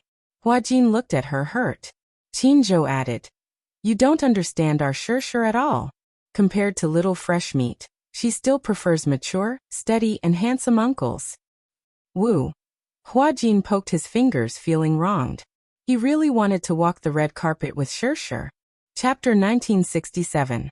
When Muyaja returned to the headquarters of Disheng, Minyu hurried over to him and handed him his phone. Boss, you left in such a hurry that you forgot to bring your phone. Sister-in-law called you many times just now. Do you want to call her back? During the meeting, Muyaja had left his phone in Minyu's care. After that, he left in such a hurry that he did not bring his phone with him. Yin Shishir called him many times, but he did not dare to answer. Muyaja called her back, but her phone was turned off. It seemed that she had already boarded the plane. Are there any more flights to Sea City today? The next flight is at night, Minyu reminded him. If we rush over now, we won't be able to attend the film festival. Muyaja frowned. He had originally planned to fly straight to Sea City after returning from the hospital. Book the flight. Boss, the flight is at 7 o'clock tonight. Are you sure you want to fly to Sea City? Muyaja said coldly. I told you to book it. Don't talk nonsense. Okay. Minyu hurriedly agreed. It seemed that his boss was in a bad mood. When he was in a bad mood, he was very impatient. It seemed that he had to be more tolerant. On the plane, Huajin chatted with Yin Shishir. However, no matter how enthusiastic he was, Yin Shishir did not seem to be in a good mood. He could sense that she seemed to be in a bad mood. Hence he smiled and said, Shishir, can I give you a present? He was trying to please her, trying to make her laugh. If you like someone, you would like her smile. At least, you would not want her to be in a bad mood. He would be sad when he saw that. Hence he reached out his hand and showed it to her. Look at my hand. Is there anything wrong with it? No. Shishir, don't be so perfunctory. Check it. Huajin forced his hand to let her check it. Yin Shishir pursed her lips, picked up his hand, and checked it carefully. There's nothing wrong with it. What's wrong? Huajin smiled mysteriously.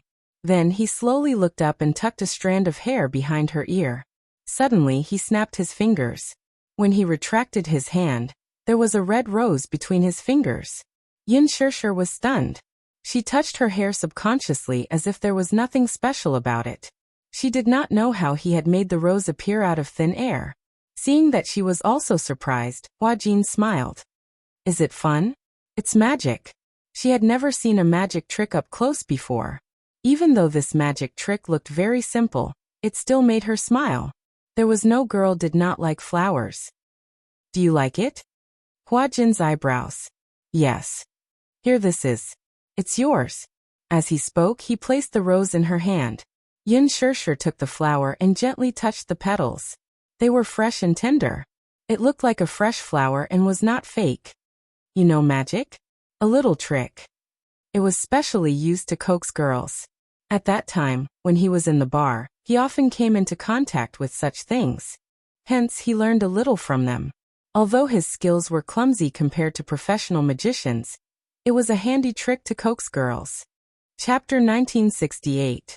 When Huajin saw that she was finally smiling, his mood immediately brightened. In fact, he actually adored Yin Shishir. But it was only adoration. Perhaps it was because in the entertainment industry, to be able to meet such a pure woman was like a treasure. Yin Shishir gave him a very warm feeling. When he was with her, even if she did not say a word, he still felt like he was being healed. Hence, he really enjoyed his time with her. However, he had never thought of taking such a beautiful woman for himself, because he felt that he was not worthy. In his heart, she was so beautiful and dazzling, while he was very lowly and dirty. From the beginning, he was struggling at death's door to where he was today. He had climbed up by hook or by crook. Looking back, those dirty scenes were something that even he could not bear to look at. Hence, he had arrogantly isolated himself from anyone who tried to get close to him. However, it was to protect himself from any harm. But he had never thought that one day, he would have someone he wanted to protect wholeheartedly. Liking someone was really something that could not be grasped. It was often irreplaceable in a single thought.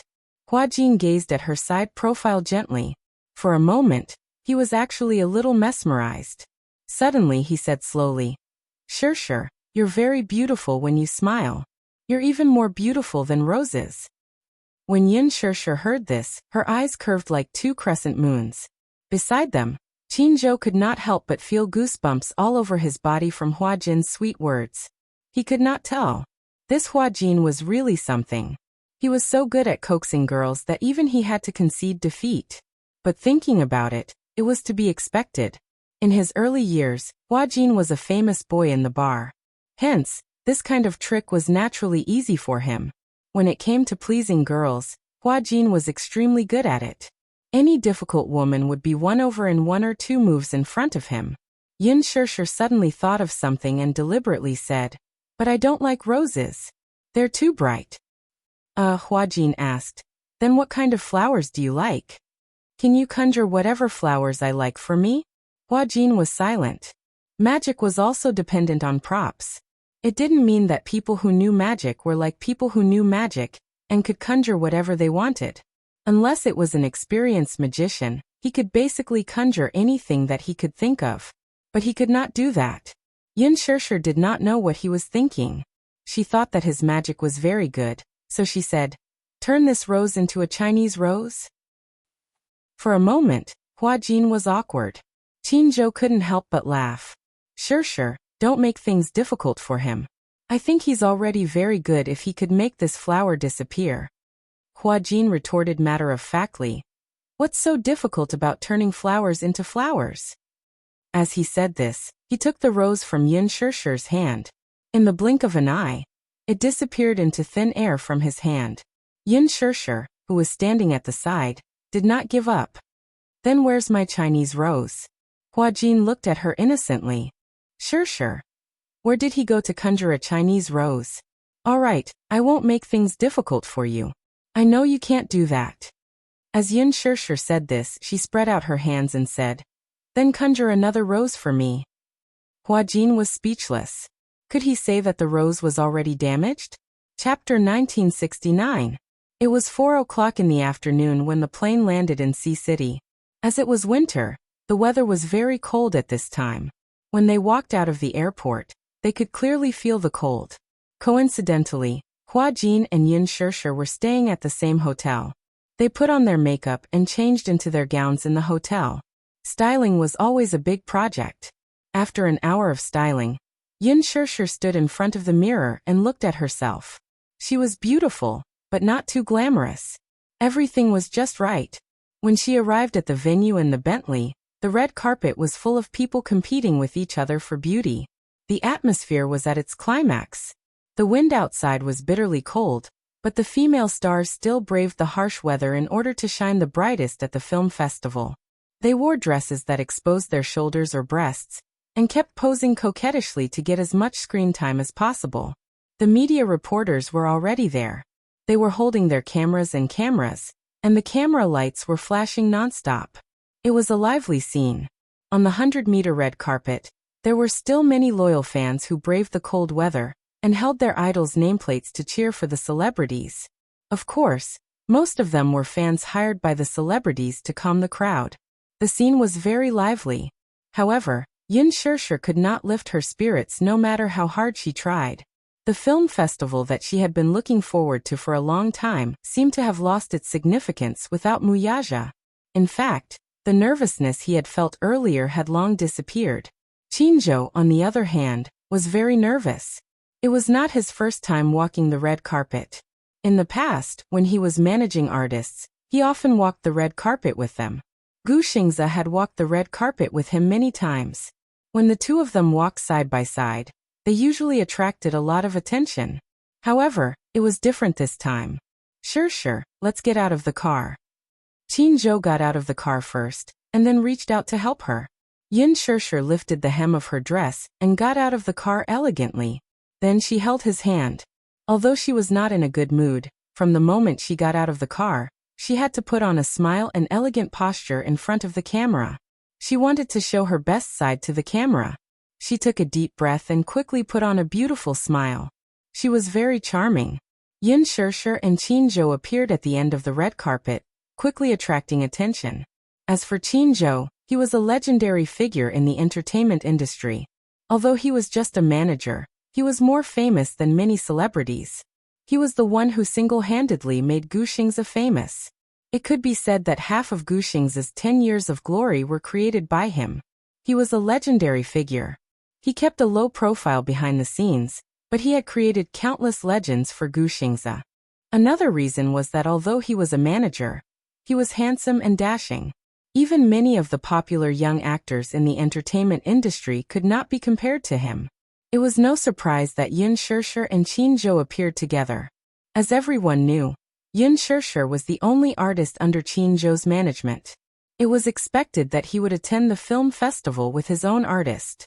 Speaking of which, Qin Zhou felt that it was a pity. If the person standing next to Yin Shirshir at this moment was Mu Yaja, no one would dare to claim that they were the best at the film festival. As the male partner, Mu Yaja's presence and fame would crush anyone else at the film festival. But to everyone's surprise, he was absent. Chapter 1970. He could feel Yin Shirshir's disappointment. Even though she was smiling, the disappointment in her eyes was hard to hide. She smiled and waved at the enthusiastic fans and media reporters from time to time. She also answered the questions in an orderly manner during the interview. She did not leave out anything. After answering the questions, Qin Zhou held her hand and walked into the main hall. Yin Shirshir appeared to be very low-key tonight. The other female celebrities could not wait to show off in front of the camera. Even if they were chased away by the host, they still shamelessly refused to leave the red carpet. However, as soon as she signed her name on the signature board, she hurriedly answered a few questions from the media and hurriedly walked into the venue. Everyone was puzzled. At this time, she should be fighting for the camera and the limelight. Why did she want everyone to not pay attention to her? Strange. After Yin Shirshir and Qin Zhou entered the hall, they sat down. Qin Zhou had his own seat, but he was worried about Yin Shirshir, so he sat in Mu Yaja's seat. There were many popular actresses sitting in the same row as her. They were all famous actresses in the industry. They were all seated first. When they walked over, they were surprised to see Mu Yaja's name on the name tag beside Yin Shirshir's seat. Mu Yaja? Isn't that the young master of Mu Group? Will he be attending the film festival tonight? I don't think so. He is famous for being low-key. Even though he is the big boss of Huanyu, he rarely appears in public. In the past, there were reporters who secretly took photos of him, but they were mercilessly banned by him. Why would he attend such an event? But the name on the name tag can't be wrong. It is right beside Yin Shirshir. Don't tell me, he came with Yin Shirshir? Everyone was whispering and curious. If they could sit in the same row as a big shot like Mu Yaja, it would be encouraging. Being able to come into close contact with this legendary business king was something that many people didn't even dare to dream of. However, when Yin Shirshir and Qin Zhou sat down, everyone was disappointed. It seemed that the organizers had really made a big mistake. The name tag was printed wrong. Thinking about it, it was inevitable. Why would someone like Mu Yaja attend such a small film festival? Although the Golden Eagle Film Festival was the most influential film festival in the country, it was especially grand every year. However, Mu Yaja had never made an exception. Not long after Yin Shirshir sat down, Han Yuyan also entered the venue. As the last guest, she wore Louis Vuitton's new winter gown. Coupled with her extremely sexy style and rich and exquisite makeup, she quickly became the highlight of the entire venue. Yin Shirshir also glanced at her. It was just a glance, but she was also stunned. In all fairness, she was really beautiful. Apart from her beauty, she also had the temperament of a queen. Different from Yin Shirshir's gentle temperament, Han Yuyan had been in the entertainment industry for many years. Her status was firm, and she had won many awards and nominations at international film festivals. With her excellent acting skills, she was also a magnet for box office sales. With so many honors, She had cultivated the demeanor of a queen and radiated radiance. It could be said that the most famous A-list actress in the entertainment industry was none other than Han Yuyen. Chapter 1971. After she sat down, she tilted her head and glanced at Yin Shirshir. Then, she sneered and looked straight ahead, as if she didn't care about her at all. She's so pretty, like a proud peacock. Yin Shirshir praised her sincerely. Qinzhou sneered. Pretty? Don't be fooled by her appearance. A basin of makeup remover, an old woman from the countryside. If you put on that kind of makeup, how can she compare to you? Yin Shirshir was at a loss for words. Han Yuyen's ears were very sharp, so she heard what Qinzhou said. Or maybe, Qinzhou didn't deliberately avoid her. Maybe he said it for her to hear. When Han Yuyen heard it, she was furious. This Qinzhou was so sharp-tongued. How could she have any face left? But Qinzhou's status was too high. No matter how famous she was, she didn't dare to be his enemy. Han Yuyen clenched her fists so tightly that her sharp nails almost dug into her palms. She barely managed to maintain her composure and not let her anger explode. She smiled elegantly as if she didn't hear it. She looked straight ahead like a proud queen. After a long warm-up, the ceremony officially started at 8 o'clock in the evening. This time, the MCs were Yang Mi and Li Jiuxian. According to Qinzhou, the original MCs of the film festival were Gu Xingze and Han Yuyen. However, after Gu Xingze was banned, the MC list was changed. Huan Yu had been promoting Yang Mi and Li Jiuxian recently. The two of them starred in a TV series together, and it was at a time when the ratings were hot. Most of the ceremonies of the film festival were a combination of handsome men and beautiful women. Of course, there were a few occasions when there were two male actors. However, although the MCs this time were good-looking, they didn't seem to be important enough. This time, the lineup of the film festival was very strong. Even Han Yuyen was there. Yang Mi's fame was still okay, but Li Jiuxian's fame seemed to have faded a little. After the two of them appeared, the audience erupted into cheers. Yang Mi smiled. It's my honor to appear on this stage as the MC of the film festival today. Facing so many seniors below the stage, I'm actually quite nervous. This is my first time hosting the Golden Eagle Film Festival. As a host, I'm still a newbie and I'm still lacking a lot. Although my hosting skills may not be at a high level, allow me to express my respect and seriousness for the Golden Eagle Film Festival. Yang Jian covered his chest and bowed. Another round of applause came from the audience. Then Li Jiuxian also gave a congratulatory speech for the film festival. With just a few words, the atmosphere at the scene was lifted. The opening of a film festival was usually very boring. First, the VIPs would be invited to give an important speech. Then, after a round of performances, the awards would be announced. The first round of awards was for the Best Director of the Year and the Best Movie of the Year. First, it was Best Director. The screen first showed the list of nominees and the video clips of the representative works. Unsurprisingly, Lin Fengtian was nominated. The shortlist was generated through a long process of online voting. It was fair and just. There were a total of 10 people on the shortlist. Finally, after a competition, the final prize was awarded. Lin Fengtian's votes had been maintained at a very high level. The box office sales of The Green Apple and its strong reputation made him a strong candidate for the Best Director award. Yin Shirshir finally felt a little nervous. Chapter 1972. Before this, she had paid special attention to the list of nominees. The competition was very strong. If Lin Fengtian wanted to win the award, he still needed to have some ability. Of course, ability was needed, but so was background. Yin Shirshir hoped that Lin Fengtian would win the award. It was not out of selfishness, but in her eyes, Lin Fengtian had the ability. Although Lin Fengtian did not need a trophy to prove himself, Yin Shirshir felt that in the future, there seemed to be no one on the list of directors who could compare to Lin Fengtian's influence and professionalism.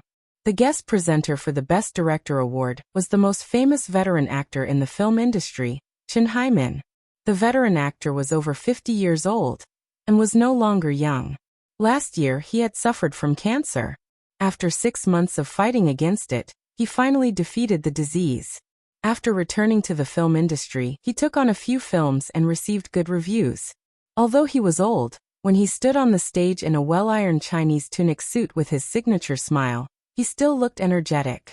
As soon as he spoke, the audience burst into thunderous applause. I have been away from the stage for 3 years. Now that I am standing at this award ceremony, it is as if I have returned home. Dear relatives sitting below the stage, please allow me the honor to present this sacred and solemn award. The applause rose again. In the film industry, the director is the leader of film and television works. It is like the highest commander in the army. The victory or defeat of the team depends on his leadership ability. After 100 years of settling down, there have been many outstanding directors in the domestic film industry. However, I believe that a director's excellence is not solely determined by the box office. Quality and cultivation, as well as a respectful attitude toward the film industry, are also important factors to consider. It is my honor to receive the award today. The director of this award is also one of the best directors in my heart. I am fortunate to have worked with him for 1 or 2 films. The most unforgettable thing is his extremely professional attitude. Everyone should have guessed who the person I am talking about is. Chun Hyman smiled as he looked at the cue cards and swept his gaze across the audience. The audience was in an uproar. Through Chun Hyman's revelation, they could roughly guess who it was. Lin Fengtian, who was sitting in the first row, suddenly smiled. Yin Shishir held Qinzhou's hand nervously. I think Director Lin has a chance. Qinzhou couldn't help but tease. It's not like you're the one who won the award. Why are you so excited? Director Lin's trophy is much more important than mine. How can I not be excited? Just as she was feeling nervous, Chun Haimin's deep voice came from the stage. The winner of this year's Best Director Award is Lin Fengtian. His representative work, The Green Apple. Amidst the thunderous applause, Lin Fengtian stood up from his seat and slowly walked to the front of the stage under everyone's gaze. Chun Haimin hugged him and gave him the trophy. Then he gave him the microphone. It was his home court now. Lin Fengtian stood in front of the microphone and gently raised the trophy in his hand with a smile. I'm honored. I'm truly honored. I am able to obtain this trophy under the witness of all my friends. The trophy is heavy and represents the audience's recognition and love for me. I feel very honored. Chapter 1973. I've been in this industry for more than 10 years. From the beginning as a cameraman, to the release of female films everywhere, to the current The Green Apple, that finally broke the Chinese box office record. I was afraid that I wasn't good enough. I was afraid that I wouldn't be recognized by the audience. But thank you to everyone who fought with me. This year I did it. To me, The Green Apple isn't just a youth film. It's a step in my career as a director. This is a milestone. Also, I have to thank the big family and the production team for letting me feel the joy and happiness of growing up. This trophy doesn't just belong to me, it also belongs to all of you. Thank you. Yin Shishir smiled and applauded. Lin Fengtian deserved the Best Director Award. Li Jiuxian smiled and said, Director Lin, this trophy carries a lot of weight, but it's also well deserved. All my glory also belongs to the unknown behind-the-scenes crew. They are all heroes. Thank you. On the stage, Lin Fengtian was humble and polite. It was hard to imagine that this man was the devil director who had scolded all the main actors on the set. After Lin Fengtian left the stage, the awards were announced one after another. The Green Apple was nominated for many awards. Other than the Best Director Award, there were also Best Actor, Best Actress, Best Supporting Actor, Best Film of the Year, Most Popular Celebrity. Of course, being nominated didn't mean that one would win the award. Gu Xingze, who was expected to win the Best Actor Award, actually missed out on the Best Actor Award. In the end, the trophy actually fell into his hands. Gu Xingze had always been popular. Popularity, acting skills, quality. No matter which one it was impeccable. But why could it be because he was banned? Yin Shishir pursed her lips in disappointment. Qinzhou glanced at her and quickly understood why she was disappointed. He immediately said, Don't be sad. Xingze didn't win the award because he's not capable enough. Don't be fooled by the low level of the film market in the second half of the year. There are many cases of bad actors making up the numbers. But there are still many good works in the first half of the year, like Mekong River Tragedy, Flying Sword of Snow Mountain, City of Pain. There are many outstanding works. There are many people. But Xing's acting isn't worse than theirs. Yin Shishir was obviously unconvinced. Qinzhou explained, but youth films have always been at a disadvantage in the competition for such awards. It couldn't be compared to those films that had a profound meaning, so it was expected that they wouldn't win the Best Actor award. Calm down a little. Yin Shishir nodded slowly. At the side, Han Yuyan suddenly sneered. Do you think you'll definitely win the award just because you've been nominated? It's just acting in a youth film. Can you act out a sense of superiority?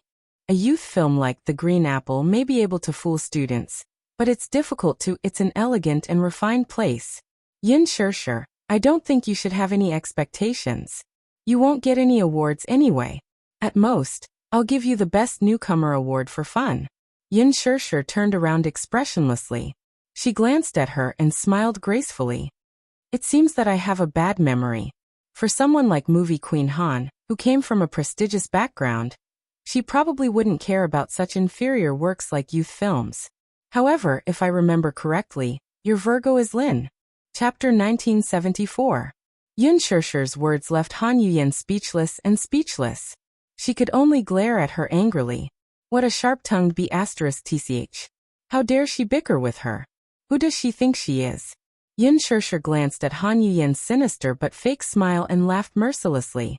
You said I acted in a teen film to show off my sense of superiority. Interesting. But what about you, Best Actress Han? You've gone overseas for gold plating, and you're already a 36. Ninth grade? Haha, impressive. You. Han Yuyan was so agitated that her face turned red. No matter how thick the foundation was, it was still difficult to hide the redness on her face from her extreme anger. She had indeed debuted because of Bamboo Dragonfly, and had received many good resources because of this film. However, she had always looked down on teen films. Therefore, after she became famous, she took on many artistic films. Although they were good but not very popular, they had accumulated sufficient reputation. Of course, there were some controversial films, such as Butterfly. In the film, she played a prostitute who underwent special training to become a female spy in the intelligence agency. Her life was full of ups and downs. Because the plot was sensitive, it was not released in the country. Many people on the internet scolded her for being a traitor. However, this film had successfully opened up international resources for her, and with her outstanding performance in this film, she had entered the Hollywood market.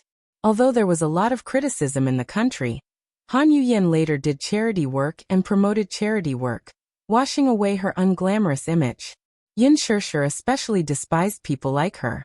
In her heart, no matter what kind of film it was, as long as it won the approval and love of the audience and was not a shoddy production, it had its own value. The Green Apple was an excellent film in her heart, and she would not allow anyone to tarnish it. Moreover, Han Yuyan could be said to have been made famous by Lin Fengtian. Now, she had turned around and insulted her mentor's work. It was really infuriating. Qinzhou was shocked that Yin Shishir dared to retort. At the same time, he was annoyed by Han Yuyan's deliberate provocation. Han Yuyan, you seem to be very talkative. If you can't keep your mouth shut, I don't mind sewing it up for you. Qinzhou's words were much more forceful. Hearing this, Han Yuyan snorted coldly and turned her head away, not daring to say anything else. However, the resentment in his heart towards Yin Shishir was becoming more and more extreme. Before Yin Shishir, Lin Fengtian had also worked with many female celebrities. Lin Fengtian was different from other directors. In order to guarantee the box office, most of the other directors would offer a high price of tens of millions to use A-list young actresses. Shadow media didn't need much publicity to have enough influence. But Lin Fengtian was not. The amount of money he offered depended on the performance of the actor. He would rather spend tens of millions on the post-production of the film, as well as the filming budget. When it came to casting, he still preferred to use newcomers most of the time. Firstly, newcomers were very easy to sculpt. Although they were not famous, they were just a blank piece of paper, so he could sculpt them however he wanted. Secondly, newcomers knew how to cherish opportunities that were hard to come by. They were humble and polite, and many newcomers were even more outstanding than those popular starlets. For example, Yin Shirshir's acting skills were much better than many other starlets. Chapter 1975. However, before Yin Shirshir, there had never been another Phoenix girl who could compare with Han Yuyen in terms of popularity, until Yin Shirshir appeared. She came with a vengeance and was exposed overnight. Her popularity was even greater than Han Yuyen's. Of course, Han Yuyen was unhappy. No one wanted to be outshone by anyone else. With Yin Shirshir, many people secretly laughed and said that Yin Shirshir would be the second Han Yuyen in the future. Han Yuyen was old and no longer young. Her popularity was probably over. Han Yuyen was almost driven mad by these comments. Yin Shirshir, why are you paying attention to her? She's almost a has-been and she's jealous of you.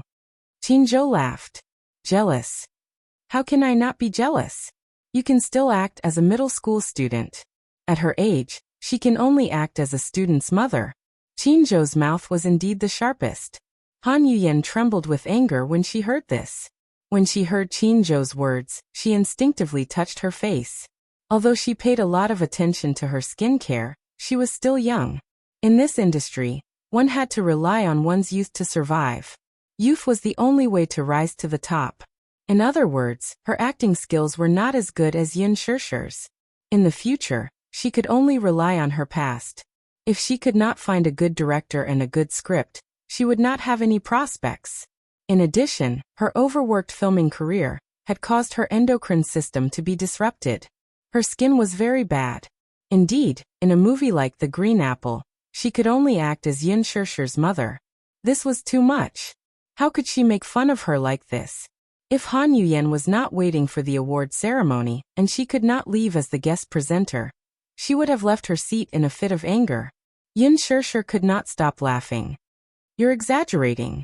She may look good now, but once she removes her makeup, she looks like an old witch. Yin Shirshir stuck out her tongue.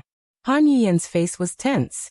She glared at Yin Shirshir, but could not do anything because of Qinzhou's presence. She could only suppress her anger and clench her teeth. The award ceremony continued. There were male and female Best Newcomer awards, but they were both on stage to receive their awards. As the guest presenter for the Best Newcomer award, Han Yuyen gracefully stepped onto the stage. Yin Shirshir's heart skipped a beat when she saw that the award was given by her.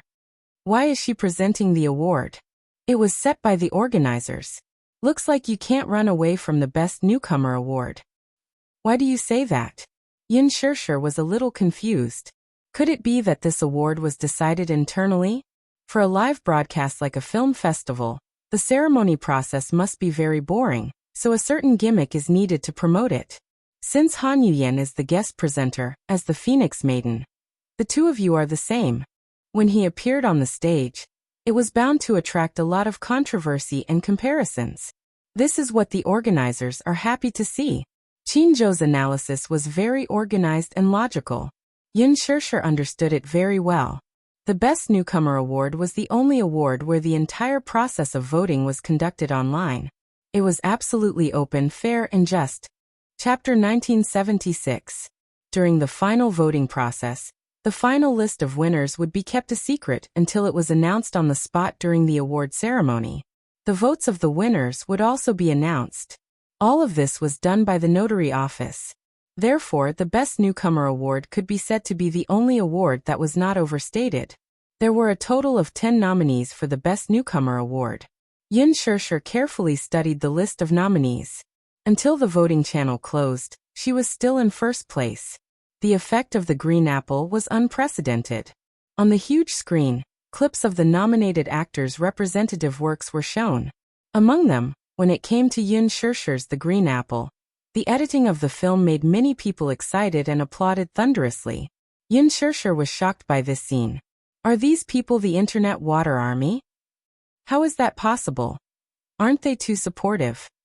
Yin Shirshir was still in disbelief. Qinzhou chuckled.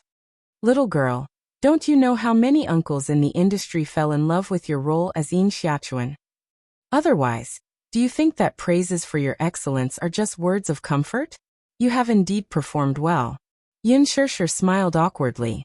Han Yuyan stood on the stage and glanced elegantly at the cue card in her hand. She smiled at the microphone and announced, "The final winners of the 19th Golden Eagle Awards for Best Newcomer Award are..." Everyone held their breaths and was silent. Yin Shishir, Hua Jin. Congratulations. Sure enough, it was just as Qin Zhou had predicted. She really won the Best Newcomer Award. Thunderous applause rang from below the stage. Yin Shishir had won the Newcomer Award, which was widely expected of her. After the announcement of the award, the camera quickly switched to Yin Shishir. Yin Shishir smiled at the crowd. Even though she had won the Newcomer Award, her face was calm and collected. Naturally, she did not show much surprise and appeared extremely calm. Everyone was shocked. It was not easy for a newcomer to face the award with such a calm attitude. Qin Zhou clapped and looked at her gently. Go on stage to receive the award. Watch your expression. Don't be too nervous. Okay. Yin Shishir stood up slowly. As the winner of the Best Newcomer Award, Hua Jin walked in front of her like a gentleman. He kissed the back of her hand gently and held her hand as they walked onto the stage together. Han Yuyan smiled as she watched her walk onto the stage. Although she looked natural and unrestrained on the surface, what about her heart? However, he was already gnashing his teeth in hatred. Yin Shishir walked up to the stage and stood beside Hua Jin. Her bearing was elegant and proper, and she exuded a quiet and elegant aura. This elegant temperament was not something that was painstakingly trained.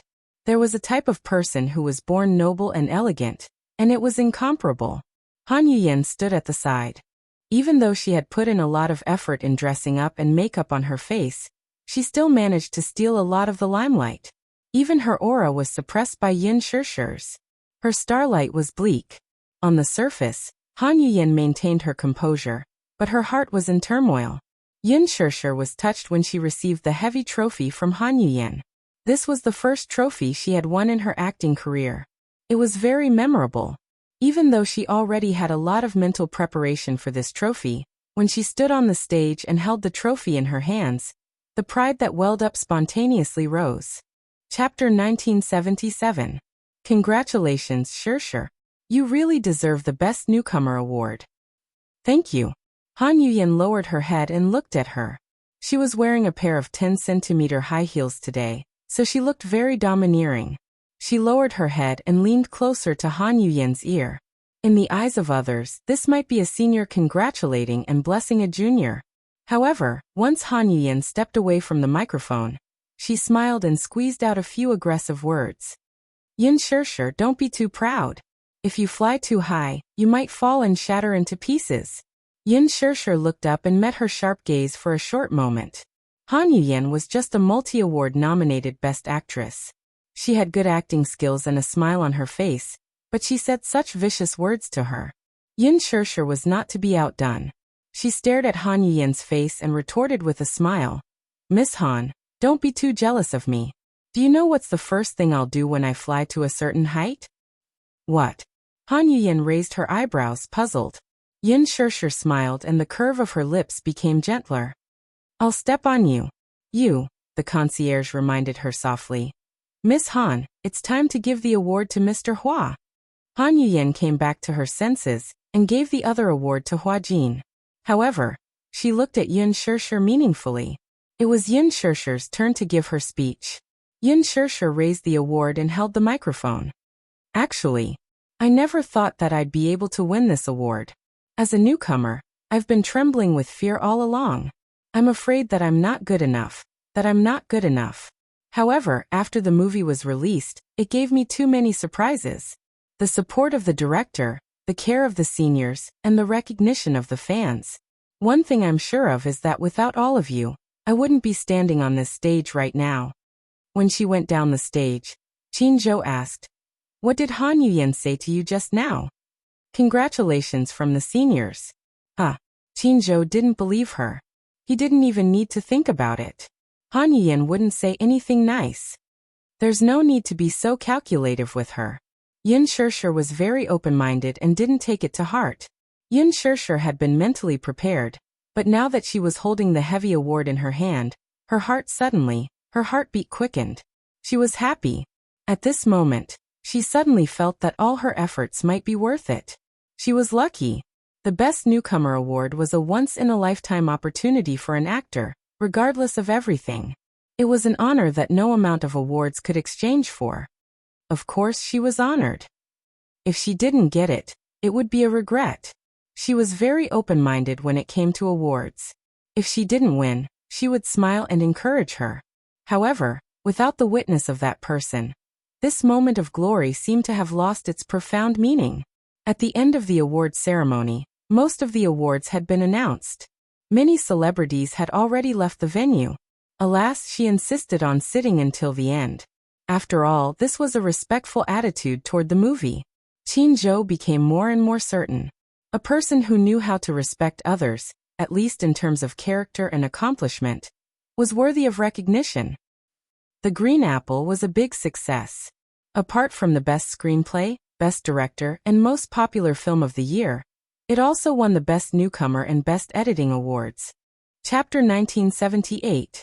Although The Green Apple was excellent, there were many other works that deserved recognition. There was also a small incident in the middle.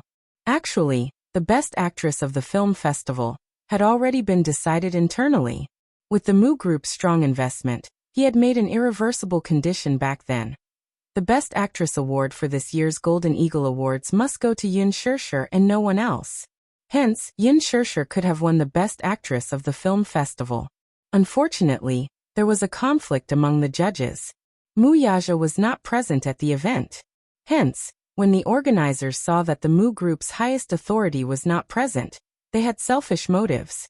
In the end, the voting process was skewed, and another investor used underhanded means to take away the original Yoon Seo's Best Actress award was given to Lin Ji. Yoon Seo only found out about this from Chin-jo after she returned to the hotel. Chin-jo only found out about it after the awards ceremony ended. He was furious. No wonder there seemed to be a conflict at the judges' table when they were giving out this award. A few of the judges were arguing about something with ashen faces. They were playing tricks and manipulating the situation behind the scenes. They had actually stolen Yoon Seo's Best Actress award. If not for this interlude, the title of Best Actress would eventually fall to Yoon Seo. This would be a historic moment for the Golden Eagle Awards. If she could win both the Best Newcomer Award and Best Actress Award at the same time, it would be a great honor for Yoon Seo. She would be the youngest actress to win both the Best Newcomer Award and Best Actress Award at the Golden Eagle Film Festival. For a young newcomer, this was an enviable honor. However, due to various reasons, it could only be a pity. Chin-jo did not inform Yoon Seo on the way. He was afraid that she would feel disappointed and depressed. However, Yoon Seo did not feel that disappointed. Lin Ji's team had manipulated the situation behind the scenes, and so had Moo Yaja. Compared to his absence from the film festival, everything else seemed less important. She said to Chin-jo, "Don't worry, I'm not that weak. I'm already very happy to win the Best Newcomer Award." Chin-jo exclaimed, "Your psychological endurance is really strong. If it were any other female artist, they would probably be crying under their blankets right now. One shouldn't be too greedy. One must know how to be content." Chin-jo nodded and reminded her, "It's getting late. Have a good rest. We'll return to the capital tomorrow morning." Yes. Yoon Seo returned to the empty room and gently placed the trophy on the table. She stared at it for a while, then got up and went to the shower to wash up. After washing up, she went to bed early. Her mood was a little messy, so she lay on the bed, tossing and turning, unable to fall asleep. When he closed his eyes, the whole world was noisy. In the middle of the night, just as she was about to fall asleep, her phone screen suddenly lit up. It was a message. Yoon Seo unlocked the phone and saw that it was from Chin-jo. "I'll wait for you on the rooftop." It was a simple sentence with 6 words, concise and clear. Tiantai. There was a rooftop in this hotel, but it was on the 28th floor. Why did Chin-jo ask her to go to the rooftop? It was the middle of the night. Wasn't he going to sleep? Yoon Seo called back, but she could not get through. That was strange. Chapter 1979. She made a few calls, but none of them went through. Was it because the hotel's signal was not good? That was strange. Chin-jo's phone was always connected, and the signal was excellent. Sometimes he could receive her phone even when there was no signal. Yin Shirshir dialed more than 10 times, but there was still no response. She frowned, stood up, and changed her clothes. The night was cold, so she put on a jacket, opened the door and walked out. She seemed to remember which room Qinzhou was in. 1502. She was on the 14th floor, and Qinzhou was on the 15th floor. He mentioned the room number to her, and said that she could knock on the door if there was anything. But she did not pay attention at that time, so she did not remember Qinzhou's room number. For a moment, she was annoyed and could only search based on her vague memory. When the elevator reached the 15th floor, she walked to the door of 1502 and gently pressed the doorbell. Ding dong. He called out several times but no one answered. Yin Shirshir frowned in confusion. Was it not 1502? Just as she was about to leave, she heard the sound of the door unlocking behind her. Yin Shirshir turned around in surprise, only to see Hua Jin standing at the door with a tired expression. He asked in an unfriendly tone, "Who is it?" Before he could finish his sentence, Hua Jin saw Yin Shirshir standing at the door. Surprise flashed across his eyes, and then the coldness in his eyes faded, and a smile appeared on his face. "Shirshir? Are you looking for me?" Hua Jin was wearing a bathrobe. His hair was a little wet, and it fell messily above his eyebrows. His charming peach blossom eyes were slightly bright because of the surprise in them. Yin Shirshir's gaze could not help but fall on him. Hua Jin's bathrobe made him look tall and slender, but his chest was slightly exposed, revealing his defined muscles. He looked extremely sexy. Usually when she saw him the most, he was wearing slim-fit ancient clothes. Hence, he looked like a slender and delicate handsome man in ancient times, who could not even hold his waist. However, she did not expect that he was also a man who looked thin in clothes, but was muscular when he took them off. He was very stylish. Hua Jin sensed her gaze and followed her gaze. He looked down at his chest and smiled faintly. He shyly straightened his clothes and the corners of his lips curled into a playful smile. "Does it look good?" Yin Shirshir blushed. She turned around and cleared her throat. "I didn't see anything." "Yes, I know." The smile in Hua Jin's eyes deepened, but he didn't expose her excuse. Yin Shirshir also sensed his kind protection and instantly felt embarrassed. She turned around abruptly and wanted to leave. Hua Jin stopped smiling and asked nervously, "Where are you going?" "I'm going back to my room." "Aren't you looking for me?" Hua Jin stopped her. "What's the matter?" Yin Shirshir turned around and immediately explained, "No, I got the wrong room. I thought Qinzhou stayed in this room." Hua Jin was stunned and his eyes were filled with loneliness. He quickly understood that she had knocked on the door because she thought Qinzhou stayed in this room, and remembered the wrong room number. He was disappointed. He had thought that she was looking for him, but he did not expect that it was just his wishful thinking. "So, you're looking for Qinzhou and not me?" "Yes." Chapter 1980. Yin Shirshir didn't know whether to laugh or cry. "Why would I look for you in the middle of the night? You can look for me even if you don't have anything to do," Hua Jin said matter-of-factly. "There are a lot of things you can do." Yin Shirshir raised her eyebrows and stared at him suspiciously. Hua Jin felt that there was a lot of unfathomable meaning in that pair of eyes. Afraid that she would think too much, he immediately retorted like a gentleman. "For example, we can chat or play cards. Let's play Fight the Landlord together." Yin Shirshir shook her head and laughed. "I'm not good at cards, and I'm only average at Fight the Landlord. I'm destined to lose money. If you're not good enough, I can go easy on you." Hua Jin smiled, but he seemed very generous. Yin Shirshir teased, "You're so rich. Mahjong is fine too. I don't know how to play Mahjong." Hua Jin was stunned. "Then what do you know?" Yin Shirshir couldn't be bothered with him. She had wasted a lot of time coming and going. She was still anxious to find Qinzhou, so she said, "Humph. I'm not telling you. If you're bored and can't sleep, don't drag me along. After I find Qinzhou, I'll go back to my room to rest. I have a flight tomorrow morning." "Shirshir. Wait a minute." Hua Jin saw that she was about to turn and leave, so he quickly stopped her. "What?" Yin Shirshir looked at him warily, not knowing what he wanted to do. "You don't know Qinzhou's room number, right?" "Eh. Why?" "I can help you ask. 5 minutes later, Yin Shishir sat uneasily in Hua Jin's room and looked around. The luxurious suite Hua Jin was in was twice as big as her suite. Most importantly, it had a sky garden. Standing on the balcony and looking out at the city, the scenery was beautiful and beautiful. Especially looking from afar, it was as if she was in the vast starry sky. Hua Jin sat in front of the bedside table with one hand holding the phone. Seeing her look at the garden and balcony, he couldn't help but laugh. Do you like it? Yes, I do. Yin Shishir praised from the bottom of her heart. It's very beautiful. Such a suite is really too luxurious. Garden suite. You can enjoy the night view and it's very quiet. Hua Jin dialed the number at the front desk and said with a smile, "If you like, you can stay here tonight." Yin Shishir threw a pillow at her. "Shut up. Are you trying to play rogue with me? I wouldn't dare, I wouldn't dare. Ouch, it hurts." Hua Jin covered his nose and begged for mercy. While the two of them were fooling around, the phone at the front desk was connected. Hua Jin immediately asked, "Hello, I would like to ask for the room number of a guest." Yin Shishir, who was standing at the side, came to a sudden realization. She was still wondering why Hua Jin called the front desk. It turned out that he could check the room number. Stupid.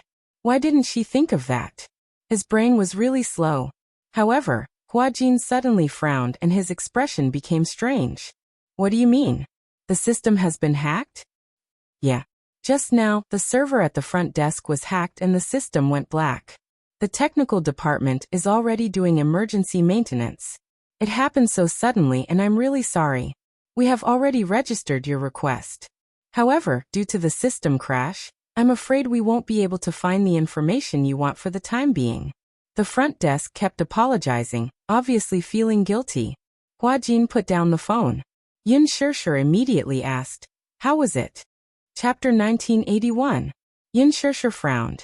She felt that something was amiss. She only regretted that she didn't remember Qin Zhou's room number when he told her about it. The screen of her phone flashed again. She looked down and saw that she had received a text message. Shishir, I have something to talk to you about. I'll be waiting for you on the rooftop." Yin Shishir suddenly stood up. Hua Jin also stood up nervously. "Where are you going?" "I'm going to look for Qin Zhou. He said he'll be waiting for me on the rooftop." Asking a girl to go to the rooftop in the middle of the night. No matter how he thought about it, it felt a little strange. "I'll go with you." Hua Jin was obviously worried, so he suggested. Yin Shishir shook her head and said, "No need. Maybe he's in a bad mood and drinking alone on the rooftop. He wants me to go over and talk to him for a while." "Oh." Hua Jin nodded hesitantly. Then he looked at her worriedly. "Be careful then. It's cold on the rooftop. Don't catch a cold." "Thank you."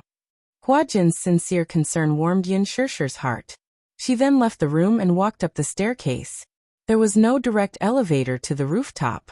She needed to reach the top floor, and then walk up the stairs. The highest floor of the hotel was the 27th floor. The radio station was at the top, 28th floor. It was very high.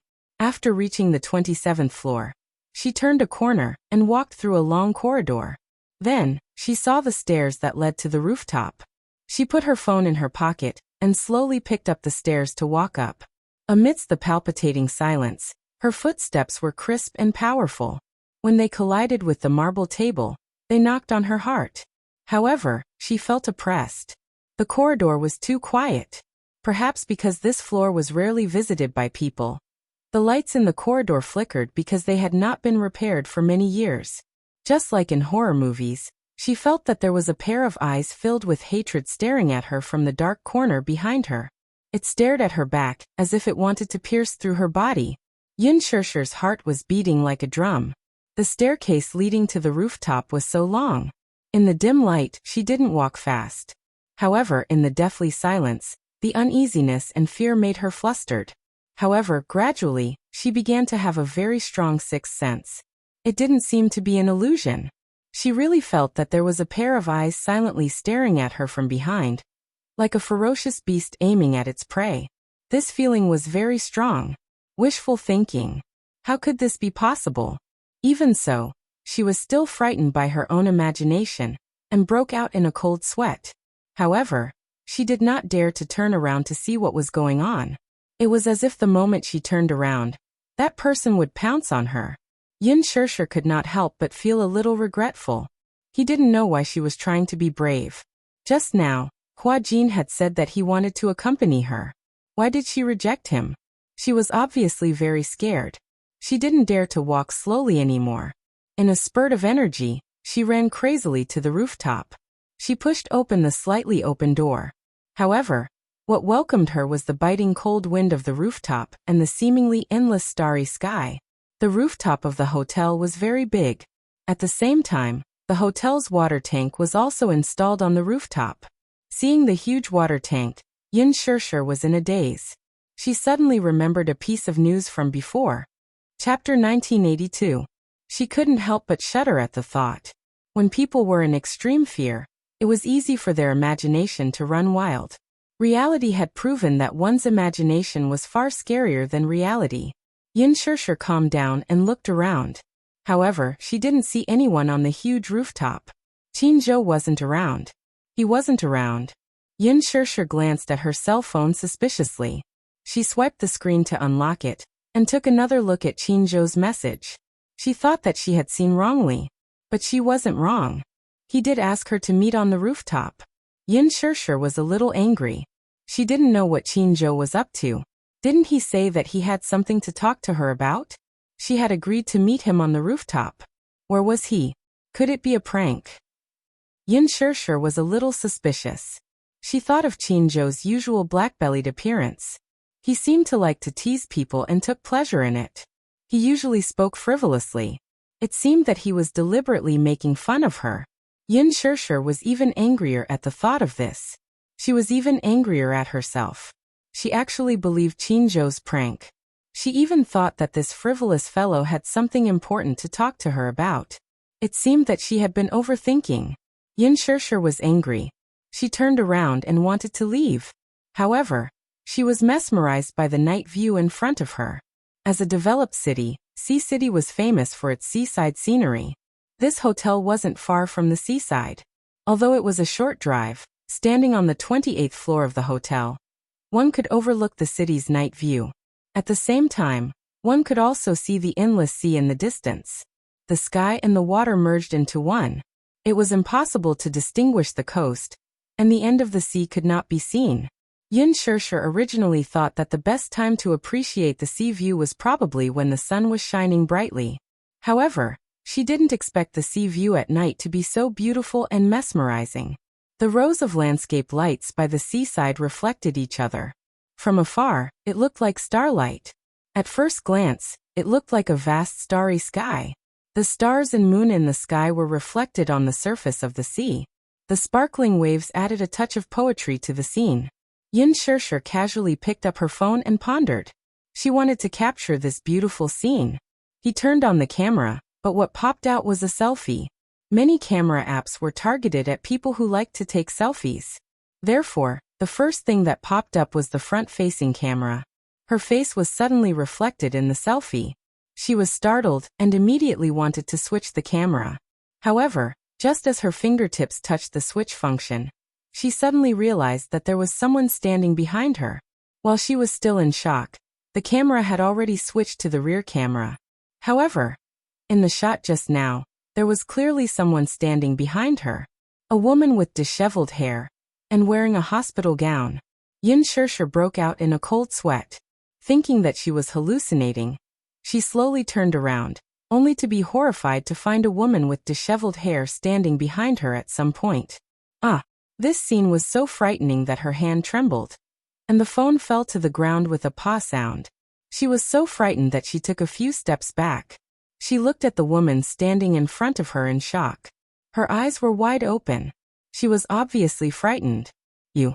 Who are you? Chapter 1983. She even forgot to run. There was only one lamp on the rooftop, and the light was extremely dim. Hence, she couldn't see the woman's face clearly at that moment. She could only see that she was wearing a hospital gown that had been washed until it was white. She seemed to be in a daze.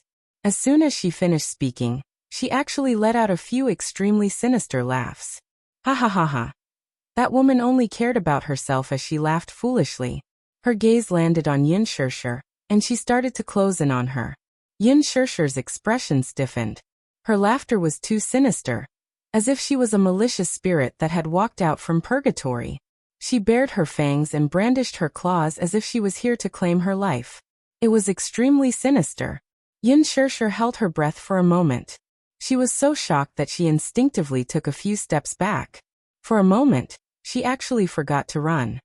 Yin Shirshir, you've caused me so much trouble. That woman laughed maniacally as she raised her head.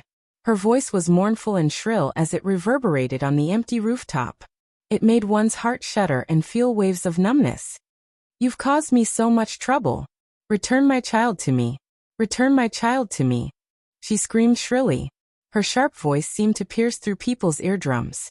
The light fell on her face, and that sinister and distorted face was reflected in her eyes. It was a face that was unfamiliar yet familiar. Muwanru. Yin Shirshir turned pale with fright, and her face instantly turned pale. She didn't realize that the person in front of her was actually her. How could it be her? She didn't know how Muwanru had become like this. Yin Shirshir frowned. She was so nervous that she was about to suffocate. She clenched her fists tightly and stared at her every move unguardedly. She saw that she was wearing a hospital gown. From the words printed on the hospital gown, it was actually a mental hospital. She had a deep memory of this mental hospital. It was one of the most famous mental hospitals in the capital, and there were many severely mentally ill patients there. In her impression, Muwanru was noble, elegant, graceful, and beautiful. However, right now, her beautiful black hair was as messy as withered grass, with gray and white streaks intersecting with each other. It was unknown what she had experienced during this period of time. Her black hair was actually mixed with a lot of white hair.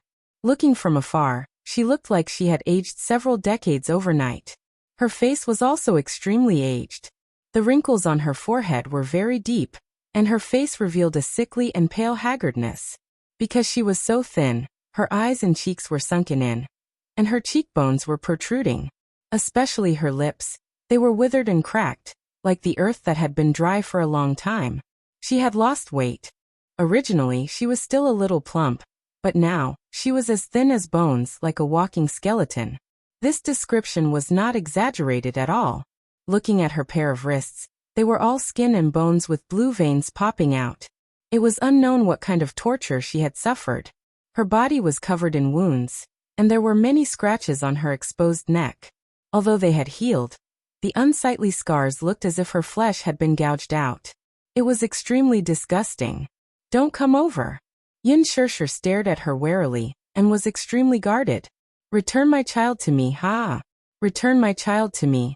Return my precious flesh and blood to me. Chapter 1984. Yin Shirshir, I finally found you. Do you still remember me? In the blink of an eye, she resumed her foolish look as she stretched out her sinister hands and pounced towards her. You caused my son's death. I want you to pay with your life. Ah. She pounced towards Yin Shirshir like a maniac. Yin Shirshir's reaction wasn't slow as she saw her pouncing over with bared fangs and brandished claws.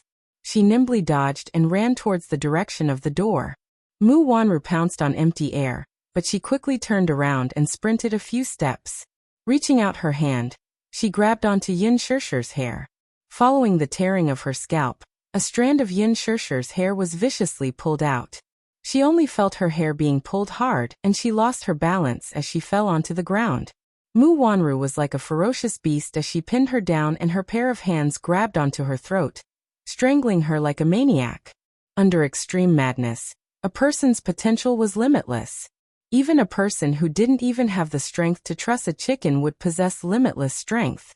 Muwanru's strength was terrifying as she pinned her down and couldn't move at all. Following that was a world-destroying darkness. Muwanru's hand was strangling her throat, and a strong and terrifying pressure caused her to be unable to breathe freely. Yin Shirshir's face instantly turned red from suffocation as though it was dripping blood. Let go. Yin Shirshir gritted her teeth and paused after every word as her hands grabbed onto Muwanru's hair and tore it together with her. The scariest thing about a person was nothing more than a maniac. Perhaps it was because she had gone crazy, All of her senses were not clear. Even after Yin Shirshir tore off a few strands of her hair, Mu Wanru still seemed to be unable to feel any pain. She continued to laugh crazily in a daze. Even though her head was already dripping with blood and a piece of her scalp had been torn off, she still did not flinch. Yin Shirshir was on the verge of suffocating. Her throat was tightly gripped, and even the basic right to breathe was taken away. For a moment, her brain was in a state of chaos and buzzing. As a result, other than Mu Wanru's hysterical roars, she could no longer perceive any other sounds. Veins popped out on Yin Shirshir's forehead. She felt that her eyes were